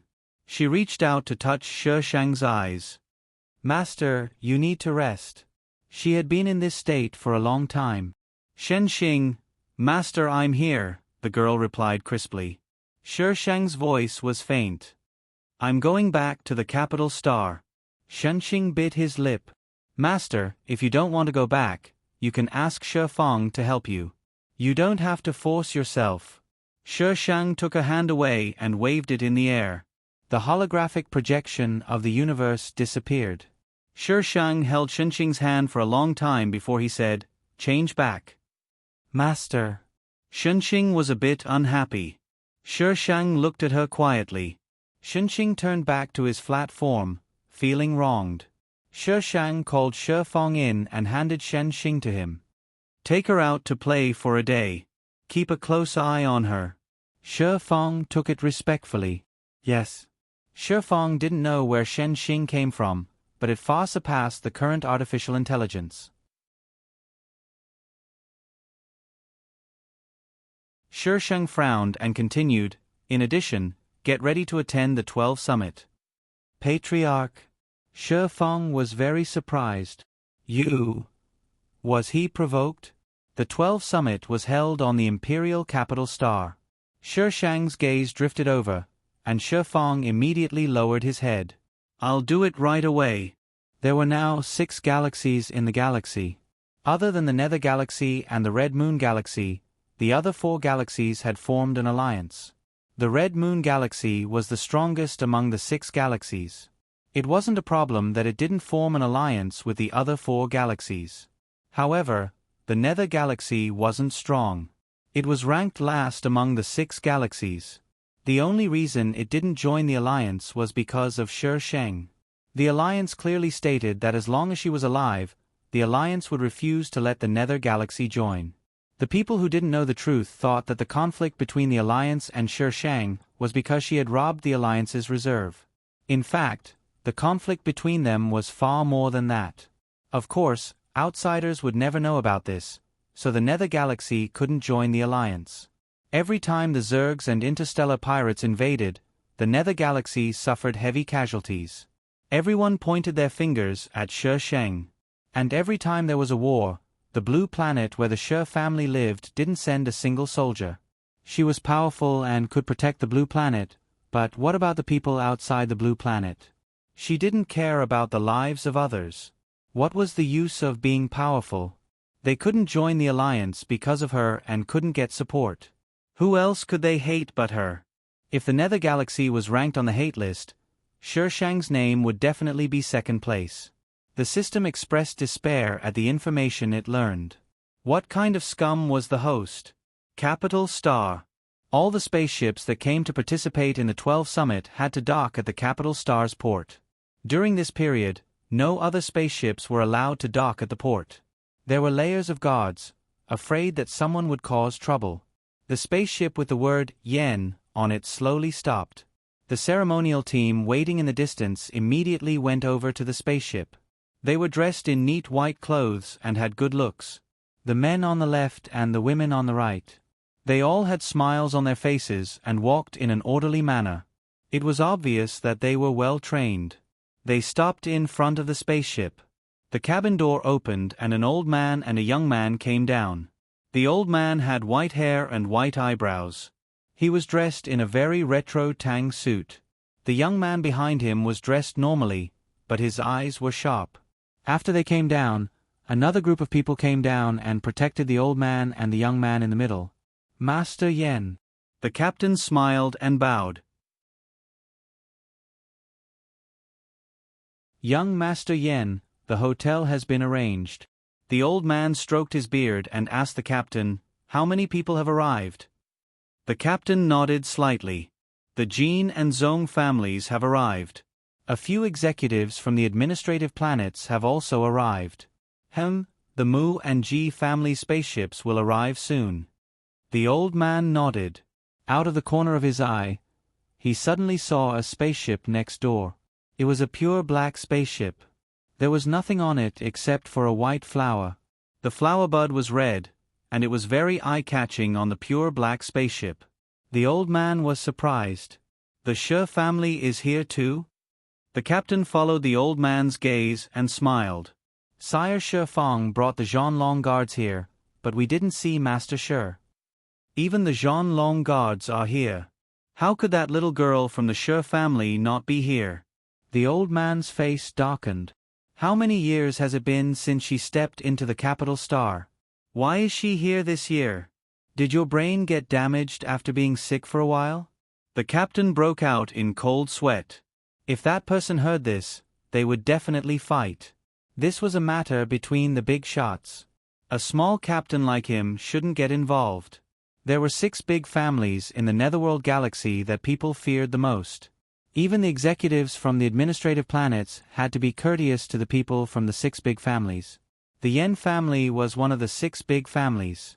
The Shi family was naturally one of them. The spaceship arrived this morning. There was no sign on the spaceship and it was almost stopped by people. The flower was sprayed by the Zhanlong guards just now. The Shi family hadn't entered the capital star for many years. They were absent from the 12 summit every year. Who would have thought that they would suddenly come this year? Maybe he was really sick and his brain was damaged. #hashtag asking for pink primrose flavored votes today. #asking for votes. Asking for votes. Please read the top post in the book review section. Serious talk about 50 cents. You're tuning in to the Narrate and Escape YouTube channel. Don't forget to subscribe and join us on this journey to catch the most captivating stories.